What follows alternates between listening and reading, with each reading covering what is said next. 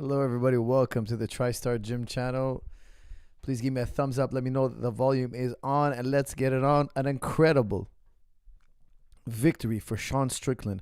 Nobody called this one. Nobody. Everybody I spoke to, all the experts, everybody had Adesanya winning, including myself. What happened? We're all shaking our heads. Arguably the greatest upset in UFC championship history after Matt Serra versus George St. Pierre. Believe me, I still think about that fight quite a bit. When George St. Pierre lost to Matt Serra, it was a rude awakening for all of us, of course. Shocking. We all expected a win.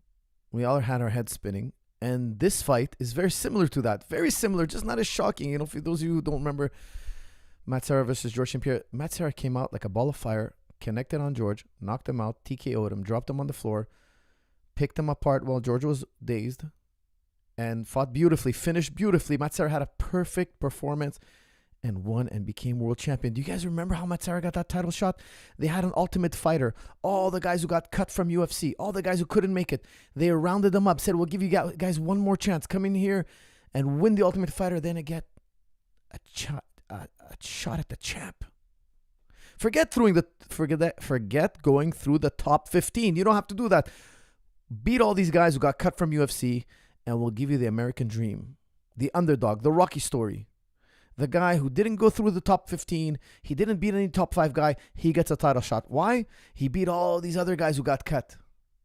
The drama was high. Nobody was thinking Matt Serra even had a chance to win, not a prayer.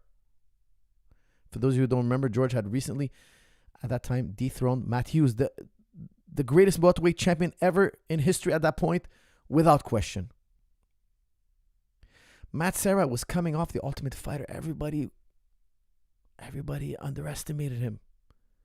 And I remember in the pre-fight press conference, he was saying, I don't need anybody to believe in me. I believe in me. He kept saying that. I don't need anybody to believe in me. I believe in me. And when he went out there, I thought, he's going to get picked apart. He's going to get schooled. He's going to backpedal. He's going to think. He's going to double think. He's going to hesitate. Man, he's fighting George St. Pierre here. No. It was totally wrong. Matt Serra was engaging the center. He was on the hunt for the kill. He connected. Ended up finishing GSP in a brilliant fashion. Picking him apart from a distance. After George was wobbled, we were hoping George can grab onto him. George can kind of tie him up. No. Matt Serra was too smart, kept a perfect distance, the perfect distance where he can connect with from the end of his punch, and he beat George. Now, of course, in the rematch, George wins. George goes on to be the greatest welterweight of all time, arguably the GOAT, the greatest fighter of all time, arguably the greatest fighter of all time. Of course, we're going to be debating that forever on this channel.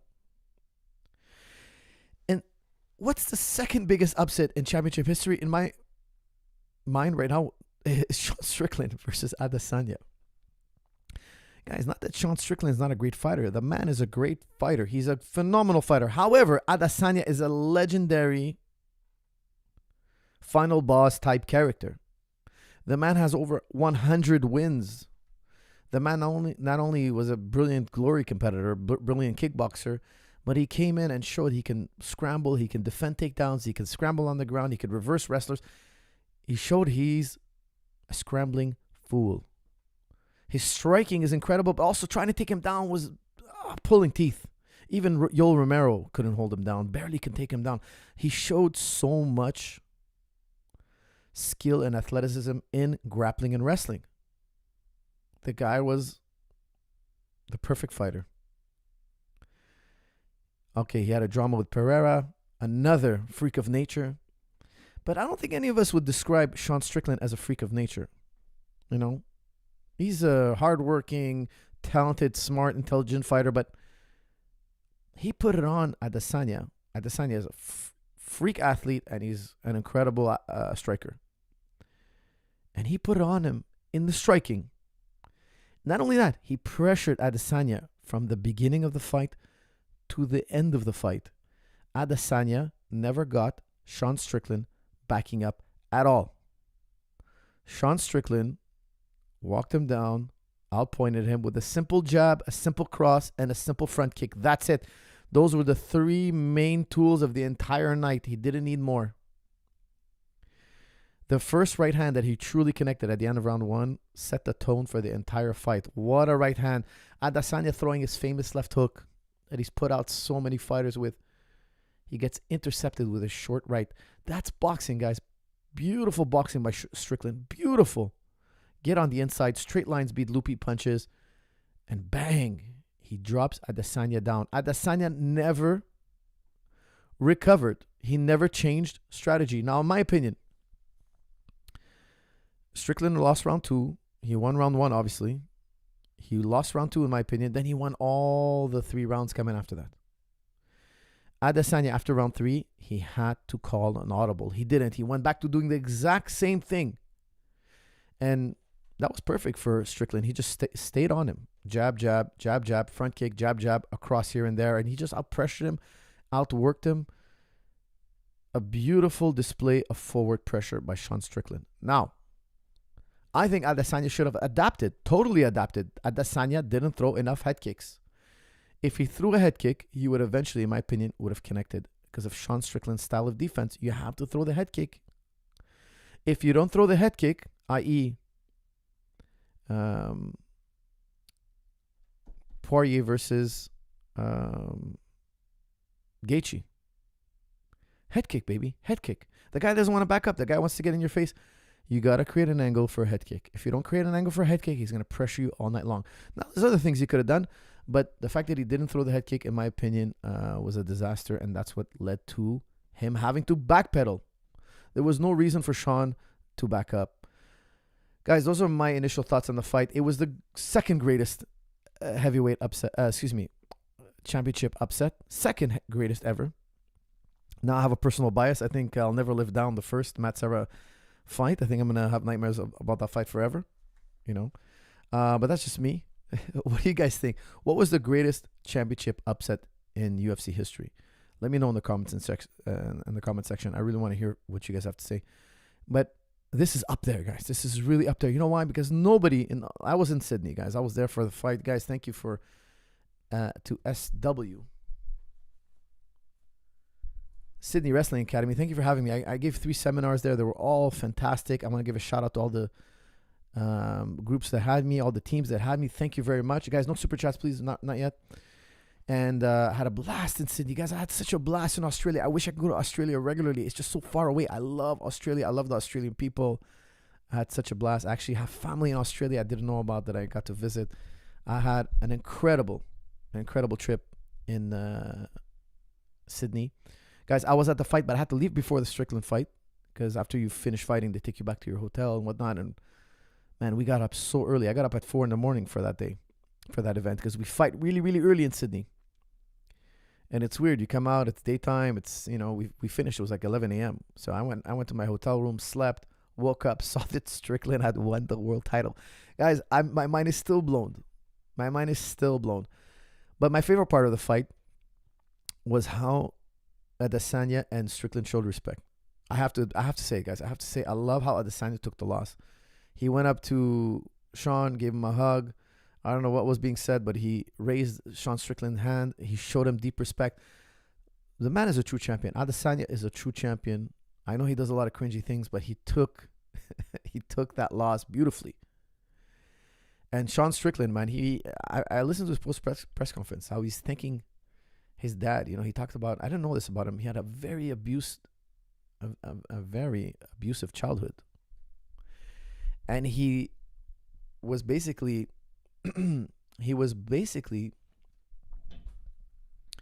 telling us that thanks to his father abusing him all these years, not that I condone abuse at all, of course not, but he was thanking his dad. Is it dad? I know he was being partially sarcastic.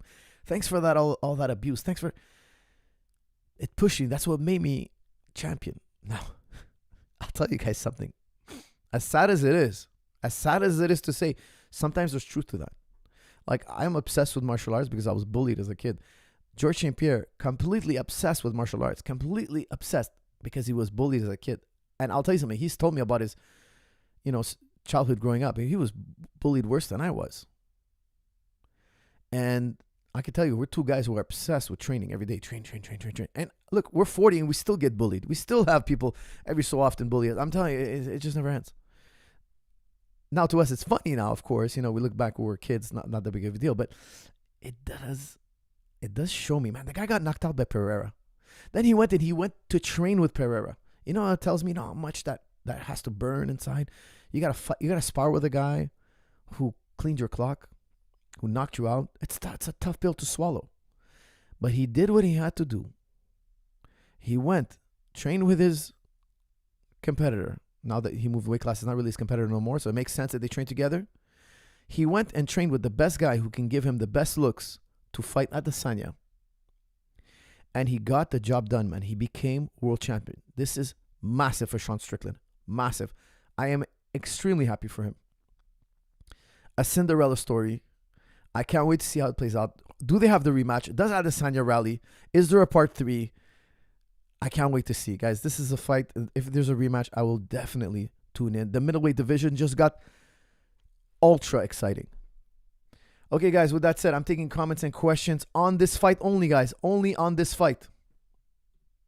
Then we're going to talk about Logan Paul versus Dylan Danis, guys. I have a poll going. Leave your vote. Who do you think is going to win, Dylan Danis or Logan Paul? Okay, this is Khalil asking me about Ashigrami. Brother, you got to wait till at the end, okay? We're not doing Ask Me Anything right now. We're doing Adesanya versus Sean Strickland. Thoughts on the fight. All right, guys, give me. He used the Alex Pereira game plan, but backfired so bad. That's from Jennifer Swanstrom. Jennifer, you're probably one of 2 women that listen to this channel. Congratulations. You're, how do you say gentleman and scholar to a female? I'm not even sure. Anthony, Logan the cuck. You have to cover it. LOL. Guys, we'll talk about that, okay? We'll talk about the fight, and we'll talk about Logan Paul and his fiance and Dylan Danis and the whole. I saw the press conference. It was pure insanity. We'll talk about that. But right now, guys, we're on this epic underdog win. Sean Strickland put it together. Izzy's getting older. Nothing wrong with that. Toga. I don't blame it on age. Honestly, I don't think so. I really don't think it was age. The guy was quick. He was feinting. It's just that Sean wasn't biting on the fakes. Watch the first round. Adesanya's faking. Sean is not moving. He's not reacting to the fakes. I think that's the first time somebody just doesn't react to Adesanya's fakes. I feel like he entered the Matrix once in a lifetime feeling, I bet. Jennifer, you're probably very right. That was... Look, even Sean at the end, he was like, what is... I won. He was so in disbelief. I don't think he thought he would win that easily. If he believed he was going to win, it was going to be some kind of crazy circumstance. It wasn't. It was methodical. It was a methodical... If there was 7 or 8 more rounds, I don't think anything would have changed. Sean would have ran him down. It seemed like Adesanya wasn't able to make adjustments. The adjustments he was making were the same as he did in round 1 and 2. And they weren't any... They weren't great enough of... It wasn't great enough of a difference to change the outcome of the fight. I would have called an audible after round 3. You have to call an audible. Guys, I want to congratulate Nasser Haxparat. He won in Sydney. I was with him. After round 1, he got his leg kick. We called an audible. Right away, called an audible. Switched the entire game plan. This is not going to work. You're on your way to a loss because he got kicked really badly in the leg. And I didn't think he could take him any more kicks. We changed game plan. We changed position. And it worked. And then he started pressing in the fight and winning. He won the last 2 rounds very comfortably. Very, very comfortably. Hurt his opponent in round 2. Hurt his opponent in round 3. Won the following 2 rounds. Even though he won round 1, it was very close. Round 1 was very close, but the damage had been done. Okay, the judges gave round 1 to Nasrat. I thought he had lost round 1, but it was very close. It could have been either way round 1. Round 1 was really tight, but I thought the damage was done to the leg, that this kind of damage can end the fight. You lose your spring in your punches. You lose your ability to shoot, to sprawl. You lose your ability to throw kicks. It's very, very damaging. Call an audible. He needed to call an audible.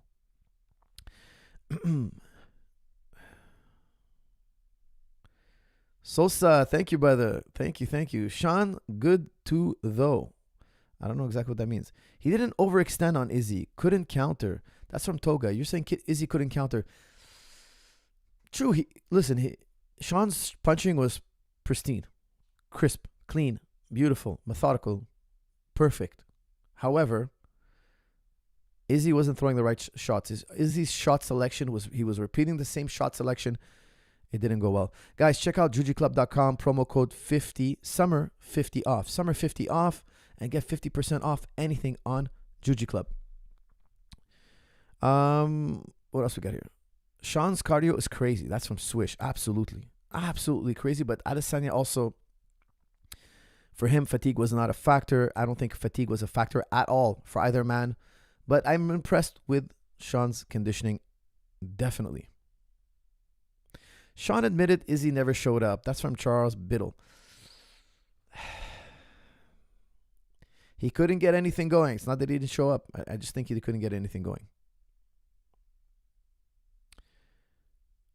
Ronda, because of all the hype. That's from Venice. Oh, are you saying Holly Holm? You're right. Guys, this is not the greatest. The second greatest upset in UFC history. You're right. How could I forget? Holly Holm knocking out Ronda Rousey is the second greatest upset in UFC title history. I'll never forget this fight.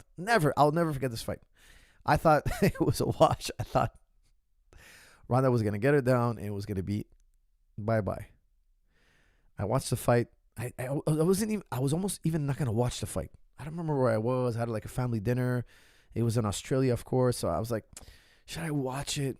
I just know it's just gonna be a Ronda take. I'll watch it tomorrow. I'll watch it. I was like, you know what? Let me tune in. I'm not doing it. I don't know why. I just, sometimes I have family things and I watch the fight on Sunday. Quite often, guys, I watch the fight the next day. I try to avoid spoilers and I watch it the next day. Now, Ronda Rousey, I did a breakdown on this video. They got 1 million views in the first 24 hours and then YouTube cut it because I used some of the fight footage. Ronda had a few very, very close armbar attempts in that fight. Like it was... we all know how good she is on armbar. And Holly Holm is like a blue belt in jiu-jitsu. World champion boxer, world champion kickboxer, but on the ground, Ronda has way more experience. She was this close from getting an armbar. Holly Holm gets out. All of a sudden, it's the striking show. It's the kick to the head. What a fight. I'll never forget this fight. This fight was incredible. Second greatest upset, I think, in UFC history.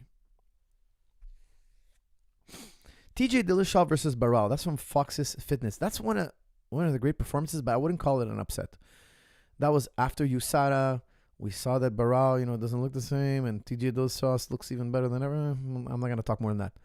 But it wasn't the greatest upset. I wouldn't say it's the greatest upset. No.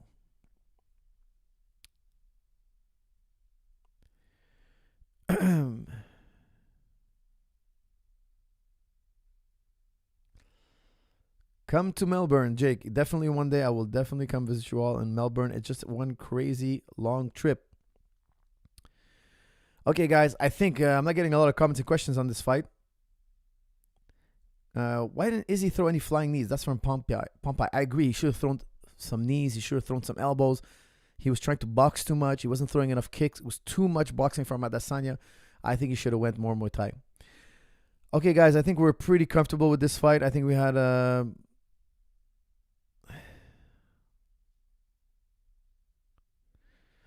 okay, guys, no super chats just yet because we're going to be talking about Logan Paul versus Dylan Danis. Guys, I wasn't going to cover this fight, but now I have to watch the fight. After watching the presser, I got enticed to watching the fight.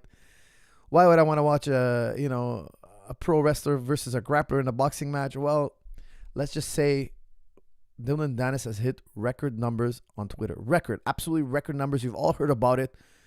Some of his tweets got over 100 million impressions. I don't know how that's possible. I live in a country of 40 million people. Like, I just walk around and look at all the people out there. That's how many people saw these tweets. Like double the population of Canada, double the population of Canada, significantly over. How on earth is this man getting so many Twitter impressions? Well, he seems to hit a new level of trolling. Logan Paul's fiance obviously has been the target. Now, usually all the time, guys, you'll never see me approve of a fighter attacking or smack talking anyone outside of the fighter he's fighting. If you're fighting Logan Paul, talk about Logan Paul. I get it. You guys are building the fight. It's mutual. You guys are going to go back and forth. There's a certain, there's certain topics that are off limits, of course. You don't want to hit below the belt. But Dylan Danis has been attacking, not Logan Paul, but his fiance, his current fiance, just attacking her. Now, normally I would come on here and I'll just condemn him and actually not even talk about him. However, from what I understand, the things he's been posting about her are things she has live on her social media. With the exception, I believe, of one picture. I think one picture he posted that's not her, she didn't post publicly, and or there's a video of her asking to get, there's a video of her that seems to be a public video. She's giving a video saying, hey, anybody out there know where I can get a man to come and pleasure himself with me, or I can, she's saying in different words, guys. She's saying in the most vile way, like, oh, I just need to absolutely get somebody come here and crush me. Guys, not the words she used. Guys, she used more vile words. Like I'm trying to tiptoe around the sensitive topic. She was very, very, how do you say, vulgar and like embarrassing. So embarrassing. Like she's just asking anybody, hey, I'll just take anybody. Anybody, if you don't have an STD, come on down.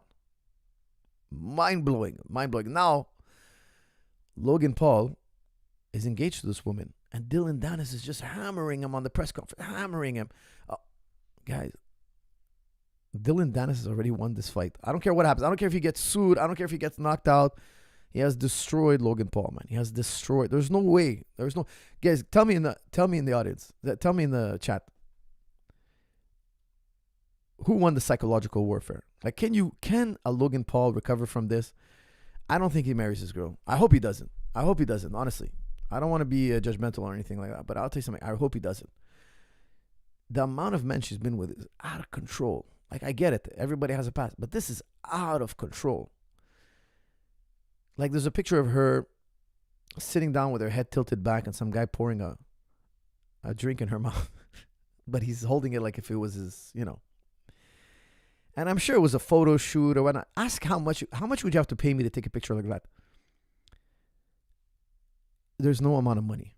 There's no amount of money that I would accept to take a picture like that. Not my kids. If my kids did that, I would crush them. And there's no amount of money. Nobody in my arm's reach would ever do such a thing. Like, what a vile way to pose. Now, I don't think she did it for millions of dollars. I think she did it because she wants to be famous. But some things are not for sale. I mean, please, people, agree with me here. Agree with me, please.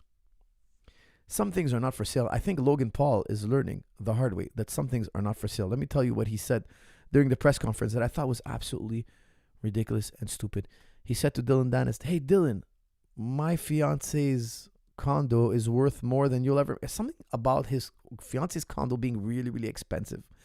Where Dylan retorted, yeah, because Leonardo DiCaprio bought it for her. Meaning, he sexed her up and he bought her instead of paying her, instead of making her, instead of the transaction being completely illegal, he's like, let me buy you a gift. But, okay, it was funny. The crowd was like oohing and ahhing, and Logan Paul got burned on that one really badly. But the fact that Logan Paul was trying to value his fiance, saying, hey, look, my fiance is so great. She's so great. Let me tell you how great she is. She has a condo that's very expensive. Like, that's how he assesses the value of human beings. He deserves a slap for this, honestly. Like, this is just, like, he needs a life lesson. I hope, guys, I think Logan Paul, I'm going to look at the stats here. You guys are telling me 60-40 Dylan Danis wins. Guys, Dylan Danis is not a boxer. I doubt the fight is that tight. I think Logan is bigger. Logan is more experienced in boxing. Dylan Danis is not a boxer. Why would Logan Paul want to box a grappler? I don't know. Maybe they have a past history and he just wants to put it on him. But this was a very, very, very bad pre-fight build-up for Logan Paul. It completely eviscerated his relationship. I doubt he ever marries the girl. He put $1 million ring. I heard it's a $1 million ring on her finger. That's insane.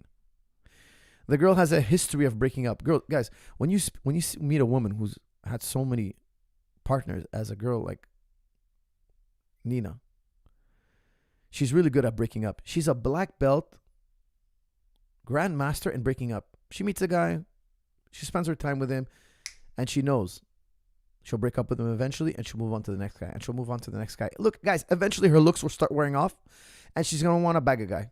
and she's gonna bag a guy. But if another guy comes around who's also older, who's also looking for an older woman, she's gonna take him. If he's got more money than Logan Paul, if he has an advantage, if she thinks, hey, if I divorce Logan Paul, I'll take half his riches, she will flip on you. She has a history of flipping. Now, is it guaranteed she flips on him? No, it's not guaranteed, but she has a history of flipping on her partners. I think it's a monstrously horrible idea. He gave her $1 million ring. Guys, from what I understood, he rug pulled his audience. He promised to pay back $1 million. Instead of putting $1 million back into the crypto victims, he puts $1 million on her finger. I think the crypto world should be very upset with Logan Paul. I know, look, I would never buy a crypto from Logan Paul, ever. However, I will tell you that if I was a victim of his rug pull, I would be furious. She's walking around with $1 million ring, but you owe your followers over $1 million. Insanity, guys. However, we're all going to tune in. Because of this insanity, we're all going to tune in. I think Dylan Danis completely crushed him.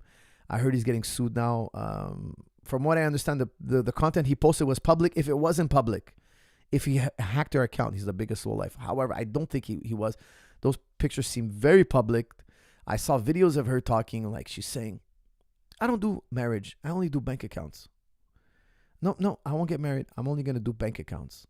Now, maybe she's saying that to be, funny and get attention or whatnot. But however, still, man, you couldn't pay me to say something like that. You couldn't pay me to say anything like that. I found that completely humiliating. I feel bad for Logan Paul. I think Dylan Danis did him a huge favor. I hope Logan Paul wakes up. I hope he betters himself as a human being. I hope so. And I hope he doesn't end up like Will Smith, like completely distraught, having kids. And then, guys, when you have kids with a woman, then the power shifts. Now she's got you by the you-know-what. Now she's really got you by the you-know-what. You know why? Those kids love her.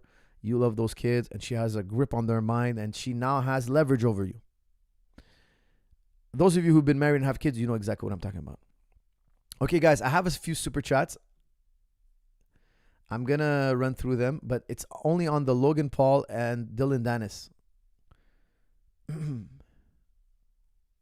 Let's do Logan Paul, Dylan Danis. No super chats on this.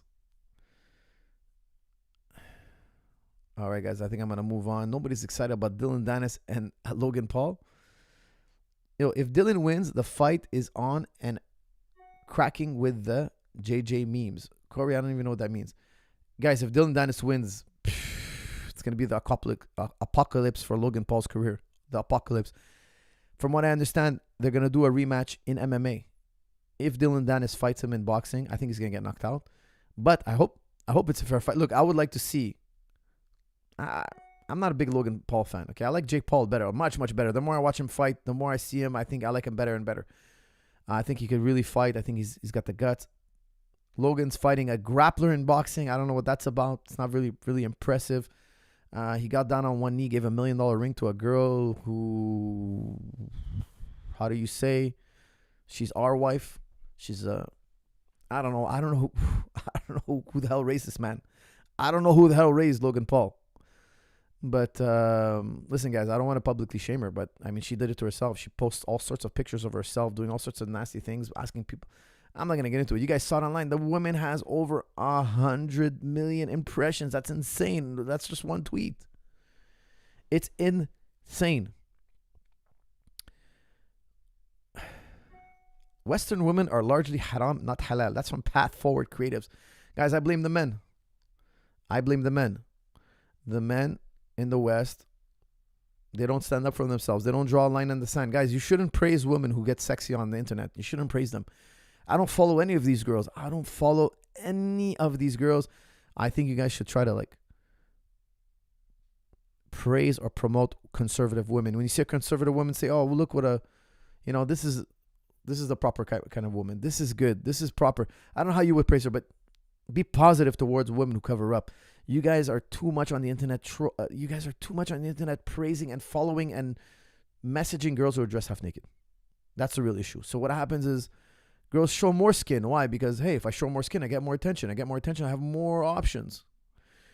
You're empowering them in the wrong direction. It's crippling society. I don't even know if it's fixable. That's why I'm going to stop talking about it, because I don't think I think it's a runaway train.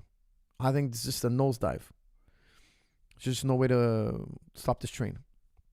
I hate to say it. I hope he marries her. He deserves the struggle and divorce. That silver spoon-fed Disney punk.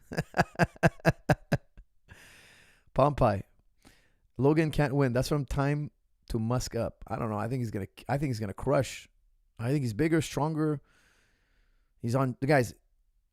One YouTuber went out there and challenged Paul to a USADA test. He said, if you do USADA test and you pass, I'll give you $100K.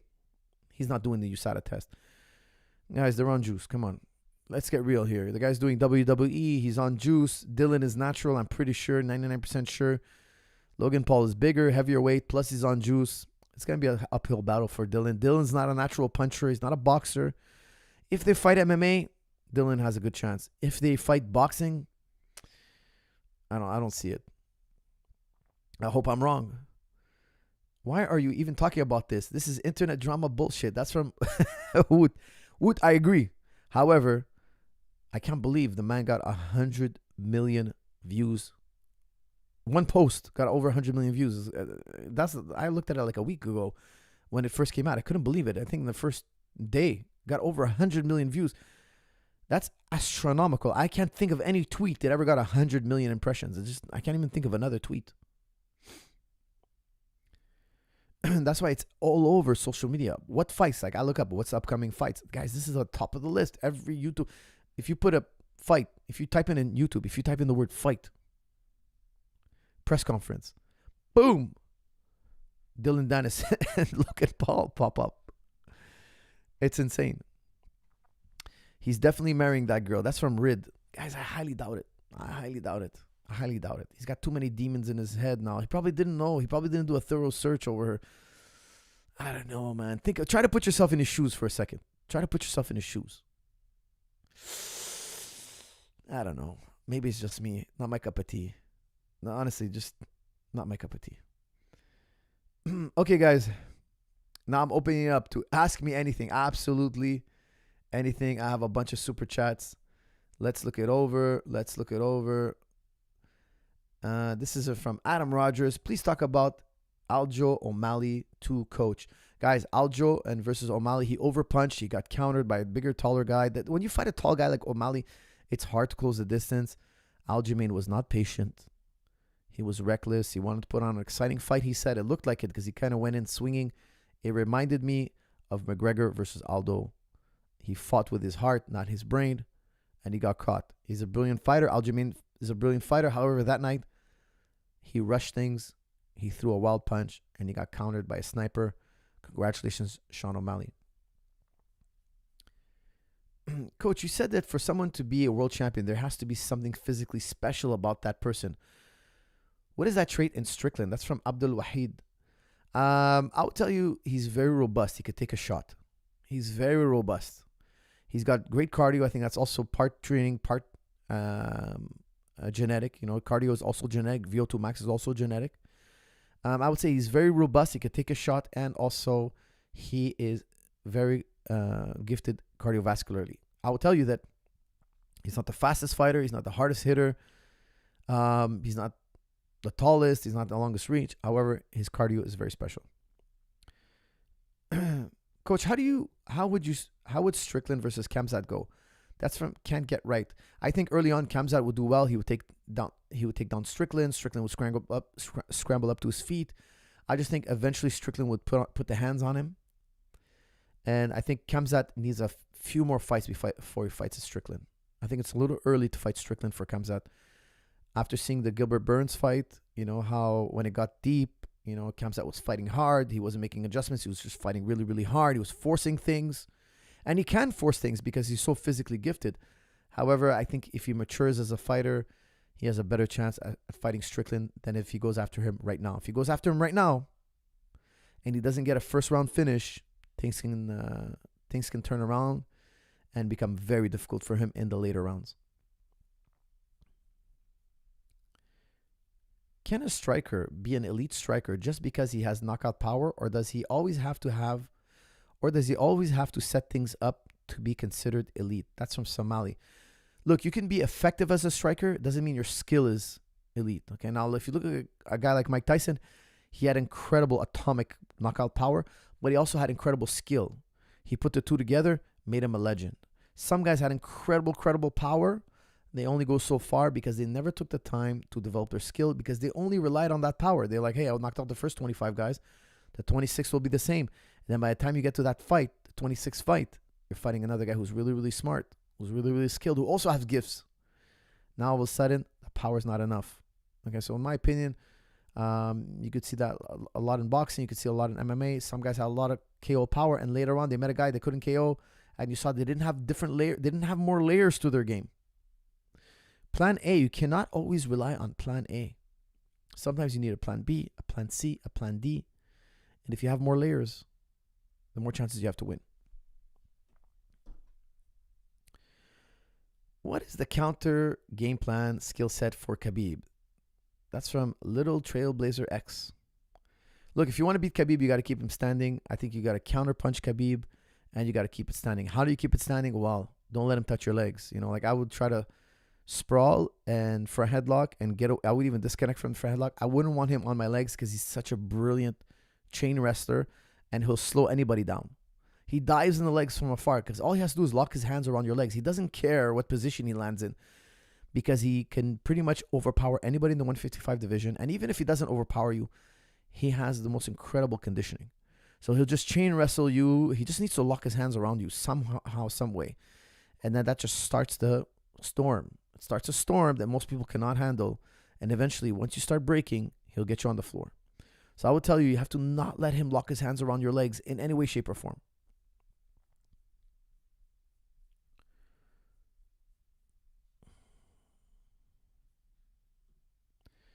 Best overall MMA gym in New York. MMA gym, I would have to say it's Senzo Gracie. You know, they've produced the most champions over the years. Hey, coach, how do you deal with losing, not death? Neil Stelkick. Look, whether you win or lose, you got to go back to the drawing board. I always tell my fighters, when you win or you lose, we go back to the drawing board. My only thing I care about is that you did your best effort to prepare. If you gave me your best in preparation, I won't criticize you after the fight. However, if you cut corners, I'll be there to tell you, hey, you didn't do this, you didn't do that, we paid for it. That's the honest truth, you know, and in a friendly, polite way, but the honest truth is a coach has to tell his fighter when he cuts corners, he's got to tell him. However, if the fighter I'm working with pushed himself, he improved, he developed, he didn't cut corners, after the fight, I'll be like, look, we lost one, but we're going to get the next one, and we're going to grow from this. And you've grown in training camp, and that's what matters. And the bigger you are, the more you grow, the less losses we're going to take. It's just part of the process. I would encourage him, you know, but sometimes fighters do cut corners, and it's unfortunate, and that's when you really have to address it. Hey, coach, love your content. What things GSP does every day that set him apart from others in training or regularly? That's from Johnny Depp. Johnny, I will tell you, George is the most consistent athlete I've ever worked with. He never misses a day. He never misses training. He trains once or twice a day, and the second training will be a lot of fitness. He loves fitness. That's another thing, guys. I'll tell you, he does a lot of fitness. I think most martial artists don't do enough fitness. In the long run, it pays. It doesn't pay off in the first 2 years. In the long run, it pays off. Fitness pays off. It keeps your body healthy. It keeps injuries away, guys. Get strong and stable knees for life. Get strong and stable back for life. There's tons of exercises you should be doing. Elite exercises done safely. You'll never injure yourself doing it this way. Get strong and stable shoulders. Must get strong and stable running. Get in superb shape. Do these drills. Do these exercises after practice. Do your jiu-jitsu, then do the drills. Pick any drill. Oh, they're all good. Cycle them. Some days you're going to do balance training. Some days you're going to do deadlift. Some days you're going to do pull-ups. Some days you're going to do band training. Some days you're going to do running. Get fit. Fitness is a lifelong project. It's supposed to be enjoyable. You're supposed to enjoy fitness. That's why you don't want to kill yourself with the fitness. You don't have to torture yourself. Just do some fitness. Okay? Today after practice, I was doing strong and stable neck. I was doing my strong and stable neck routine because I injured my neck recently. I told you guys about my neck injury last year. Now I'm rebuilding a neck. My neck will be stronger than ever. This time next year, I'll have the strongest neck in the practice room. It's all about that. You know, whatever part of your body is going weak, it's injured or whatnot, we reinforce it. We build it back up. You're only as strong as your weakest link. Build that strength. All right, guys. I'm going to start doing non-super chats. Just give me 1 second to get through these. Coach, be honest. Heavyweight Alex Pereira KOs Sean easy. Excuse me. I got to... Izzy. That was Izzy. Excuse me. Coach, be honest. Heavyweight Alex Pereira KO'd Sean. Izzy KO'd Alex, but couldn't land a significant strike on Sean, who is way smaller. What's up with Izzy? Bizarre. Congrats on Sean. Guys, Shiz, you're right. Okay, he's doing what I call MMA math. Pereira beat Adesanya beat Pereira beat Strickland, therefore Adesanya should be able to beat Strickland. Guys, MMA math, I could show you 100 examples of 3 guys who fought each other and it was like round robin and it was a mixed bag. MMA math doesn't work. It's a question also of styles. If Sean Strickland was fighting Pereira, I would pick Pereira. Pound for pound, I would pick Pereira. Okay? I think that left hook is a matter of time. However, Adesanya's left hook, he throws it different. He leans back and he throws like a matrix type left hook. We learned that Strickland gets on the inside of those hooks. However, Pereira throws a very different hook. I don't know if Strickland gets on the inside of that. So it's a question of styles. Strickland has Adesanya's number. I look forward to see the rematch if there is one. I wonder what adjustments Adesanya is going to make. And I think he's a very intelligent guy. He will make them. MMA math doesn't work. Can you speak to healthy masculinity versus toxic masculinity? I'm from Chicago, homicide capital in the U.S. due to gangs, etc. People involved and innocent consistently die due to it. Where does the overcompensation come from, and how we can avoid it? Okay.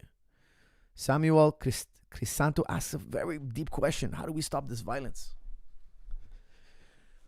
We have so much toxic male masculinity. The problem is not even male toxic masculinity. The problem is absent fathers. Do a Google research. Check out the metrics on what happens to societies with absent fathers. Males, when born in a single mother home, are very likely to become delinquents. Very likely.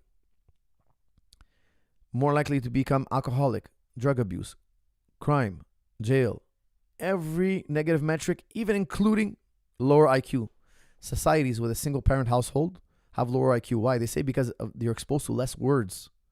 Believe it or not, they attribute IQ to how many words you hear when you're young. So your mom has a vocabulary, she has a certain number of words. If you have a dad, you have 2 people talking to you, playing with you, chit-chatting with you, teaching you words. So you have two libraries to choose from. It stimulates the mind. And as you grow up, usually the father's more authoritarian. Like when I come home, like I'll raise my voice, they'll jump. My boys will jump, man. They're like, hey, dad's home. Listen up. Guys, when my dad would come home, man, my dad was the boss. Everything had to be proper. Everything had to be done right. If he told me to put my bike and lock it, my bike was put in the shed and it was locked. Because if he would come home and I didn't do what he said, I don't want to tell you what would happen. But that kept me straight as an arrow. Fatherhood is the true problem. Absentee fathers is the real true problem. That's why, guys, I know it's going to sound ridiculous what I'm about to say, but I think having a child, a single mother having a child by herself, if it's done on purpose, she had if she had random sex with some guy and she woke up pregnant, she doesn't know the guy and that guy's on an airplane the next day, and I think that's child abuse. To bring a child into this world that way, I think is a type of child abuse. That's why marriage exists. Marriage exists to make sure that we know who this child's father is. Make sure that this child his needs are taken care of. The father has to go out there and make that cheddar and bring that cheddar back home and feed those kids. Now, think about when you see a stray animal. It's so sad, it's such a sad thing. Those animals, they don't have food, they don't have water. Like my daughter took in a stray cat, like a little baby kitten. And I was like, man, I don't want a cat in the house, but what can I do? Can I throw this cat outside? Imagine people do that with human beings. Human beings are born in poverty because nobody knows who their father is. In Canada alone, it's $1 billion industry. We pay billions of dollars in taxes for single mothers because the woman can't tell us who the father is. The woman can't tell us who the father is. We don't know who's paid to garnish. We need, as taxpayers, to pool money together to pay for these children's needs, which I'm happy to do, of course. However, I find it to be child abuse. You know, women are like, oh, I did it on my own. I did it on my own. You didn't do it on your own. You didn't do it. Women in Canada, you didn't do it on your own. Oh, hell no, you didn't do it on your own. You got billions and billions in taxpayers' money. Billions. Women, single mothers in Canada get billions. It's in the billions. That's how many children are being born out of wedlock. We don't know who the father is. Whose salary do we garnish? Who owes child support? We don't know. It's insanity. That's the root cause. From what I understood, guys, I have a degree in this. Okay, so I went to school for this. I went to college in social science, and then I went to philosophy university. Okay. You got to have a father. You got to have a mother. The mother's more important, yes, but the father is also crucial for a stable household. Now, what kind of father? Not a sit back, shut your mouth, don't make any rules. No, you need a present father who has a masculine approach. A child doesn't need two mothers. He needs a father and a mother. And the father has to teach his son how to be a man. Now, being a man is not about being abusive. It's about being strong. It's about providing and protecting. Those are the two core elements that a man has to bring to the table.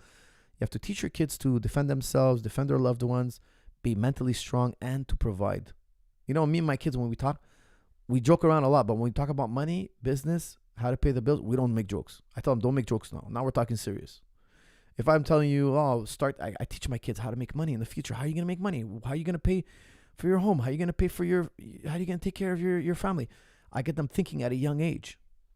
And that's the time we don't make jokes. Talk seriously. Because it's a very serious topic. You know, being able to provide for your family is an ultra serious topic. Coach, when you get severe injury and don't get checked out, why does it hurt less than when the doctor tells you it's severe and then the pain increases? Is it a mindset thing? This is from Sin 1. Well, it could be for you. It could be psychosomatic for you. Personally, I don't do x-rays. I try to avoid x-rays. I try to avoid MRI. I was just talking about that with one of my athletes today. When I herniated a disc in my neck, my student who's a surgeon, he told me, he just diagnosed me via my symptoms. He's like, you have the symptoms of a pinched nerve. And he's like, look, I got to MRI you. I go, no, thank you. I don't do MRIs. I do my own routine. Guys, I promise I would update Strong and Stable Neck. I have filmed the footage. Now I'm going to edit it. It should be up in the next 2 weeks, the new update for Strong and Stable Neck. If you bought Strong and Stable Neck, don't worry. You don't have to purchase it again. It's just going to be an updated version of Strong and Stable Neck. You just go to Juji Club, you sign in, you click on your Strong and Stable Neck video, and you watch the new updated video. And I teach you guys how to use the neck lever. The only reason I didn't add it in the first version of Strong and Stable Neck is because only 1% of herniations happen in the thoracic spine. But after it happened to me, the anguish was so horrible. I'm like, I don't care if I just help 1,000 people. This pain is so great. I'm going to do it. I'm going to take 1 hour out of my day, film, take 1 hour of my day, set it up. 2 hours, I can alleviate people's pain. It's something so crucial if you're doing jiu-jitsu, wrestling. Sooner or later, a small fraction of you will have this injury. Is it a mindset? Look, really get deep in Strong and Stable for Life videos and you'll see. It's part mindset. Learn the pain rule. You'll be pain-free. But take control of your own body. Take control of your own body. Your doctors, what they're going to do is, see, the thing is, doctors make money when you do MRIs. Doctors make money when they put you under the knife. Doctors make money when they treat you, not when you treat yourself. That's why I feel that martial artists, athletes should know how to treat themselves. The basics. You should know the basics. If you know the basics, in my opinion, you will very, very, very, very rarely ever need a professional. Very rarely. If so, is talent also mindset thing? Oh my God. What is this? It's a two-part question. Hold on a second. All I'm getting is a mid-sentence here. If so, is talent also a mindset thing? For example, if I truly believe I am more talented than everyone, does that mindset accelerate my progress? That's from Sin 1. No. I think it's the other way around. You build your skill and then you have confidence. Okay, so it's not, let me hype myself up. and then it's gonna come out, and I'm gonna show the world. That's the biggest BS I've ever heard in my life. I've never seen anybody be successful that way. It reminds me of that show that I was watching on Netflix. It's called Snowflake. They take a bunch of millennials, spoiled kids, and they put them in this camp, and then they had this girl who her whole life is just clubbing. Oh, I'm just a clubber. I just go to clubs. Her family's really rich. Her whole thing is just she goes to clubs. She gets drunk and she makes out with guys, and she's just the most spoiled human being you ever seen. And then throughout the whole show, she's telling us, oh, I'm a bad bitch. I'm a bad bitch. She's hyping herself up. I'm so bad. She's talking smack. She's the most rudest person. She's like really shitty character. Like she's just like a punk.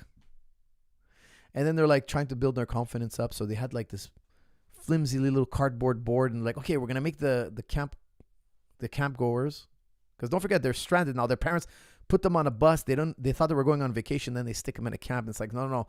This camp is to rehabilitate the way your character. You guys are so spoiled. We're gonna teach you how to reconnect with nature. We're gonna put you through the paces a little. We're gonna rough you up, see what you're made of, build your character. So the girl's in this camp, and one of the exercises, she has to punch a board and break this board. Now I gotta tell you, this board is like the flimsiest cardboard.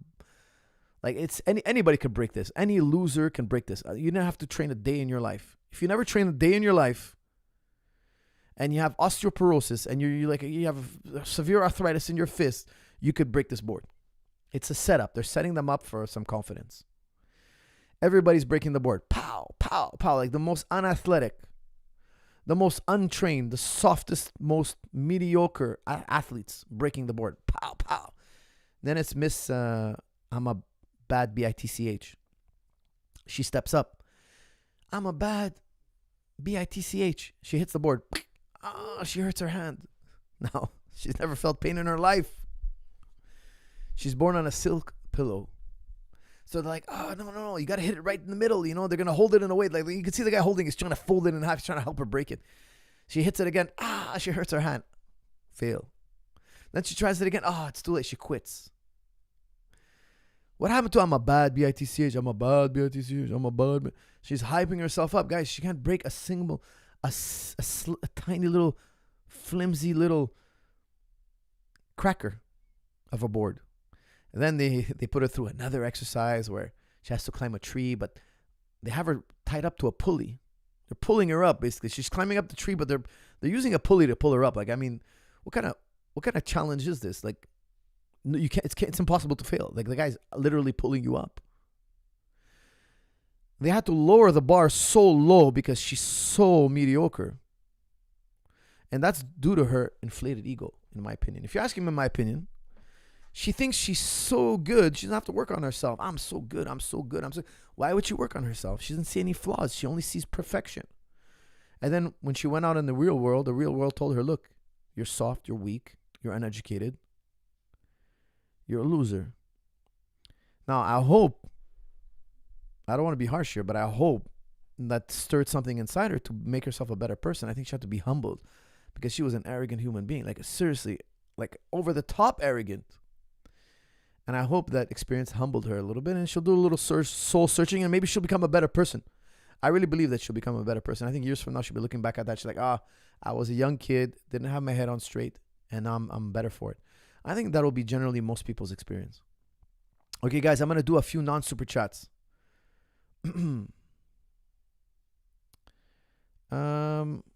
Fake it till you make it, it works. That's from Victor Martinez. That's if you're in the process. Fake it till you make it works is if you're in the process of trade. Like, let's say, for instance, you're a grappler and you're getting subbed all the time. Fake it till you make it means like go out there and pretend like you're a person who's gonna make it. Yeah, then it'll work. But don't pretend to be a black belt when you're a blue belt. You're not. You're not a black belt. Fake it as pretend. If you don't feel like you're courageous, pretend like you're a person that's courageous.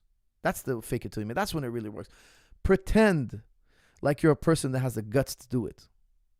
Like, okay, if you're scared of airplanes, okay, pretend like you're a pilot. Like, sometimes we can kind of role play to help us get past the obstacle, but it's not about praising yourself, telling yourself you're so good, and then it's going to come to you. No. hype yourself up and go through the obstacle and keep hyping yourself and go through the obstacle till you can make it. Yes, that I agree. But you got to go through the obstacle. It's not, I'm going to think of myself as a world champion. I'm going to sit in this chair and tell myself I'm the best ever and that title is going to come to me. And I don't need to train. I don't need to go through obstacles. I'll just show up on fight night and hype myself up and then the fight should be in the bag. No, that's absurd. And guys, I've seen a lot of people eat their words. I've seen countless people eat their words. Don't make this mistake. It's embarrassing. It's humiliating.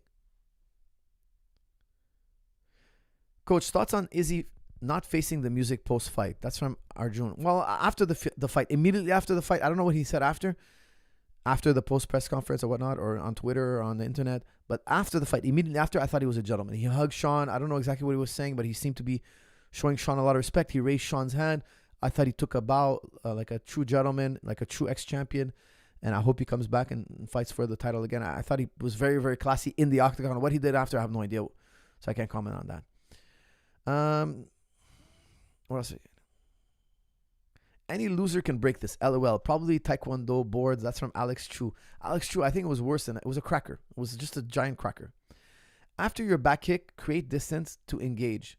Thanks for the good advice. Genius. That's from Shiz. Okay. What do you think the result will be in the rematch? That's from RAS. I think it has a lot to do with Adesanya. Does he make adjustments? I doubt Sean comes with a different game plan. It worked the first time. I think he's going to try it again. Can Izzy call an audible? That's the big question. John Jones had a deep wrestling background. That's from Vishad Anta. Absolutely, he did. He's wrestling his entire life. Oh, man, a flood of super chats. $49. Samuel, what could you possibly ask me for $49? Can you speak to healthy... Oh, we did this one. Okay, yeah. Sorry. I'm recycling here. Okay, did that one. Salam, brother. When Allah says He created us and what we do, does that mean Allah has created every possible thing that could happen in our life and we used free will to choose one path? That's from Raja. Okay, he's asking a free will determinist question. Guys, I've answered this question too many times. I've grandfathered it. I'm going to grandfather that question just for a while. I've done it too many times, Raja, so unfortunately I'm going to have to skip this one. Hey, coach, I'm performing tonight for a music assessment. Can you give me any advice? Thanks. That's from Jimmy Earl. Jimmy, I will tell you, keep visualizing. Visualize yourself in front of people. Visualize yourself under the lights. Visualize yourself playing the instrument. Play the instrument with your eyes closed. Play the instrument. Put on the TV with people talking and like any distraction and play the instrument. Like learn to play under distraction. Like I remember Tiger Woods' father would say, look, when my son would putt, I would throw little pebbles at him.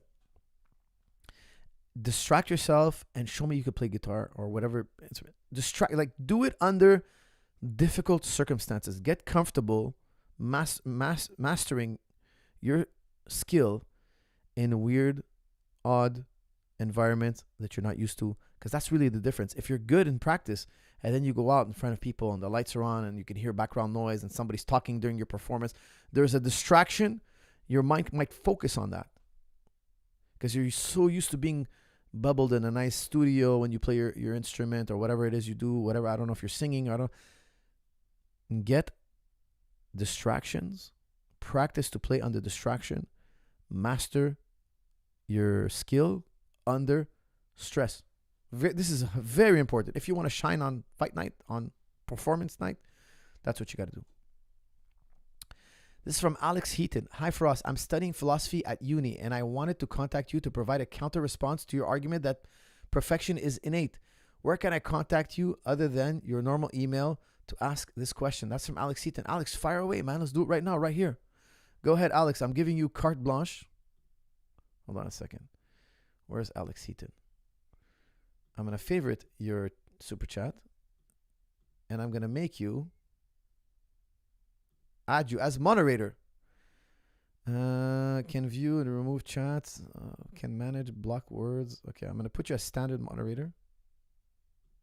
Now, I want you to put your rebuttal, make it succinct in the chat room. You're a moderator, so I don't know if that can help you like add your, make it stick out more.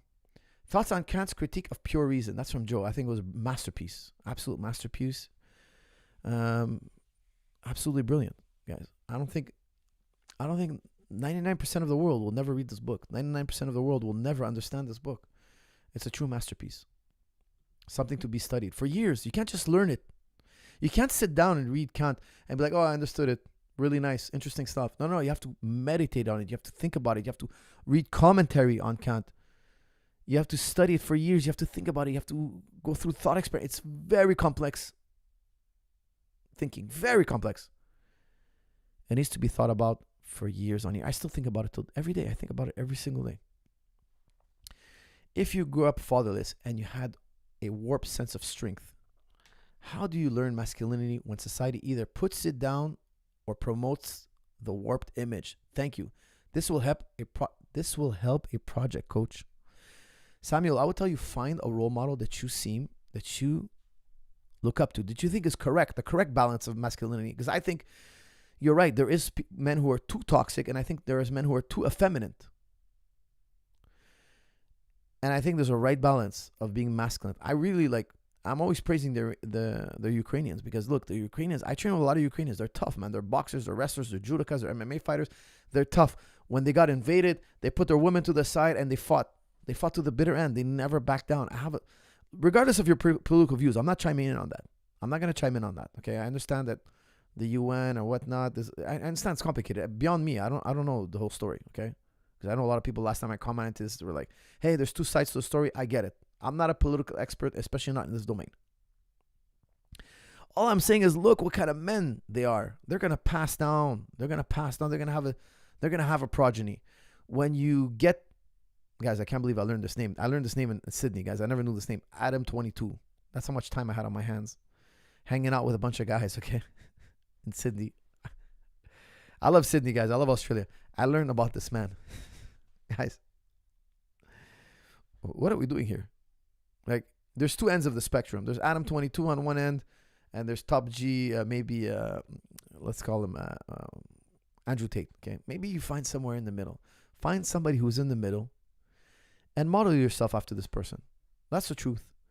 And I think masculinity is you're gentle, being strong, guys. Being gentle takes strength, but you're not a doormat. That's what I think is the most important thing. You're friendly, you're kind, you're generous, you're gentle, you're charitable, but you're not a doormat. That's a man. That's what I think a man is. There's not a doormat. Adam 22, I think he's a doormat. Like, I think he will sell anything. Money is the most important thing in his life. Money is more important than his women, his family, his progeny, his genetics, his relationship. Money has overtaken this man's mind. What's the most important thing in your life? Ask yourself, what is it? Your own personal happiness? Like, I'll tell you, for me, it's God, and then it's family. Not my own personal happiness. My own personal happiness is a byproduct of these two. It's a byproduct. But some people, it's money. If money is your God, if money is that number one spot, everybody has guys, you have to pick a number one. Nobody can have two things that are most important. You can't have that.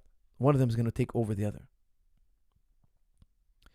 If money is the most important thing in your life, you'd be like an Adam 22. He's the poorest man I know. I don't care what his bank account says. He's the most underprivileged, poorest. I'm sure, look, I don't want to judge the guy because I'm sure he comes from a long line of abuse. I'm positive, guys. Study psychology. There's no way. It's impossible. This man doesn't come from a long line of abuse. So I don't want to comment too much on him. I don't want to put him down. But I definitely wouldn't model myself from him. Okay, now I love Andrew Tate, but I think he's too over the top sometimes. I think he's too aggressive. Model yourself with somebody in between. Find a male role model and model yourself after him. Okay, guys, I'm looking for my friend's rebuttal here. What was his name? Alex Heaton. I'm waiting for Mr. Alex Heaton. Guys, if you guys find Alex Heaton's rebuttal in the chat room, please copy and paste it. Signal me somehow, please. I don't want to avoid his question. I want to put it up here. Any specific resource commentaries you recommend for studying Kant's metaphysics? That's from Joe. Oh, man, there's so many great commentaries on Kant. Don't try to read Kant directly. It's all about commentaries. Man, there's just so many great commentaries. Read any commentary on Kant. Any. They're all great, man. They're all really, really good. But don't just read one. Read like 4 or 5. Try to work your way to 10. Kant is very complicated.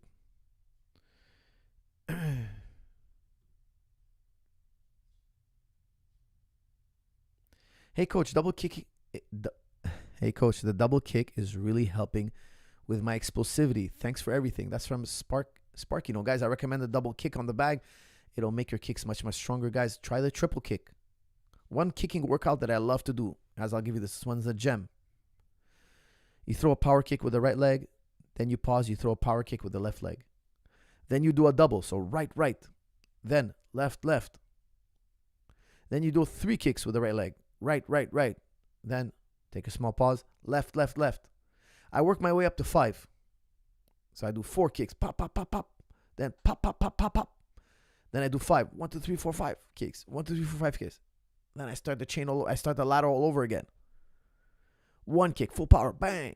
1 kick, full power on the left side, boom. Then I work to 2 kicks on each side. Then 3 kicks, then 4 kicks, then 5 kicks. It's a crazy way to finish a workout. Your kicks will never be that good. You're going to be like, wow, my kicks got so much better. You do that 2 or 3 times a week for a month. I'm telling you, your kicks will be flying.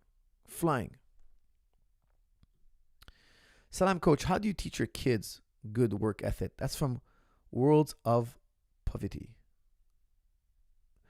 I would tell you, look, don't give your children anything. I know that sounds a little bit rude, but teach them to earn. Okay, you give them the basics. Okay, you give them love. You give them food. You give them shelter. You give them, their proper bedtime. But there are privileges. Oh, you want your allowance? Oh, you want video game time? Oh, you want to stay up an extra hour? Oh, you want to go to your friend's house? You want me to drive you there and take you back? And you want to have this great day that I'm going to pay for you. You guys want to go to the amusement park? I'll pay for it. You want these privileges? You got to earn them. You want your Wi-Fi time? You got to earn it. Find what your kid loves and make him work for it. Not because you want to torture the poor soul. Not at all. Because you want to teach him confidence. Because he's going to grow. He's going to learn to do his homework. He's going to learn to do his workouts. He's going to learn to clean his room. He's going to learn to be a good person. He's going to learn to be nice to his brother and sister. He's going to grow as a human being, and he's going to earn. He's going to say, you know what? When I do good, I get good. When I do good, I get good. That's a connection you got to make very early on in your life. Or else they're just going to grow up wanting handouts from everybody. Hey, who's going to take care of me? My dad and mama used to take care of me. They used to spoil the hell out of me. Who's next? Who's going to spoil me now? They're long gone. They're dead. Who's going to take care of me? I've seen many people like that. In adulthood, they just want a handout. They want a handout. It's like, dude, you got to carry your own weight. Like, I'm happy to help you, but you got to carry your own weight. Oh, well, I'm going to lament about my feelings. I'm going to think about how I feel inside. And, dude, we all have pain and suffering. Just get up, man. Do your work, and then let's lament. Let's do your work, and then let's have a heart-to-heart. But we got to do the work. Guys, we got to do the work, or else society's going to collapse. And you can't mooch off people for the rest of your life. Teach your kids to earn privileges. Of course, give them the basics. Love, food, drink, of course, shelter. Give them, be generous with your children. However, they have to earn privileges. It's the best thing for self-esteem. It's the best. I give my kids money, but I'm happy to give them money. Why? Because they earned their allowance, man. They earned it. They trained. They did their homework. They cleaned their room. They earned it. When it's Friday, I give them an allowance. I give them a little taste of their earnings. They deserve it. I'm happy to do it. It's a very important thing to learn at a very young age. Thoughts on Montreal professor Gad Saad and the view on Islam. He's been on JR, and debate between you two would be amazing. Respect to both your opinions. That's from Adam Rogers. Well, look, I looked him up. I believe he's in a marketing, right? Hold on, let me look him up. Gad Saad. I know he's a Islamophobe. I know he hates Islam. Let me see what his background is. Hold on. Yeah, he's a marketing professor, guys. He's a marketing professor. Marketing and business in the School of Concordia. He's known for applying evolutionary psychology to marketing and consumer behavior. Okay, he's not a guys. He's in marketing. What do you want to debate a guy whose his background is marketing? I know he's an Islamophobe, but he doesn't know anything about Islam. I highly doubt it. Let's see here. Research. Sad has been exploring is how hormones affect consumers and the decisions they make. Example, this research includes how showy products affect testosterone levels, how testosterone levels affect various forms of risk taking. Okay, this guy doesn't seem like he knows much about testosterone. Okay, he looks like he's soft baked. He's a soft baked treat. Okay, I'm not gonna take testosterone advice from this guy. Sorry to tell you, he seems like a marketing genius. You know, like a marketing, hit the buzzwords, say testosterone and marketing, put it together. People are interested in marketing. What are the most search words? Testosterone is one of the most search words. That's what marketers do. What's the buzzword? Okay, let me mix in buzzwords into the title. Let me go on Joe Rogan. I don't know how he has a contact for Joe Rogan. Joe Rogan gives him a platform, and then boom, all of a sudden he's an authority. Saad is an atheist who describes himself as culturally Jewish. Okay. Let's see here. Let's see what he has to say about Islam. I've heard him a long time ago. I can't remember exactly what he said, but okay, let's see here. Let's see what Islamophobic garbage comes out of his mouth.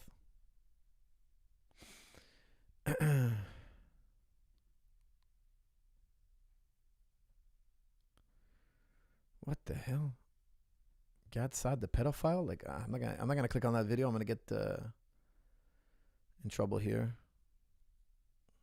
Okay, guys. I'm surprised, but nothing on Islam it's coming up.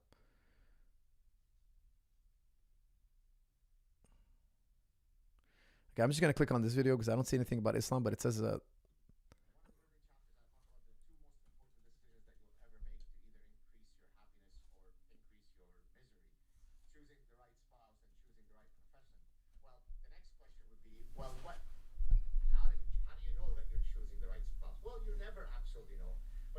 certainly be attuned to certain cues that the prospective spouse engages in. One of the early chapters, I talk about the two most important decisions that you'll ever make to either increase. Okay, he's saying, look, you got to pick a spouse, you know, two most important decisions. One of them is you got to pick the right spouse. Oh, that begs the question, which spouse are you going to pick? Okay. Nothing exciting there. Again, buzzwords. Let's see. Does he have any substance to him? I'm going to spend some time on this. Let's see. God Saad's emotional story about his mother. I don't get it. Like, where's the Rogan stuff?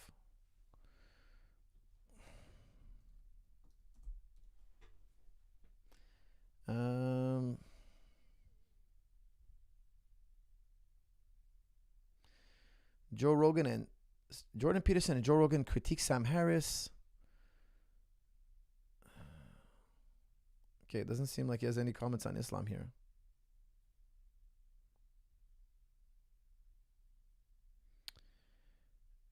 My problem with Sam Harris.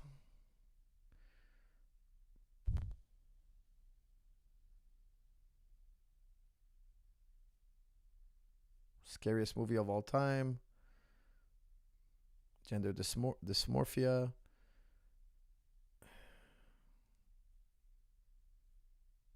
Guys, I typed in Gad Saad and Islam. It doesn't seem like there's any.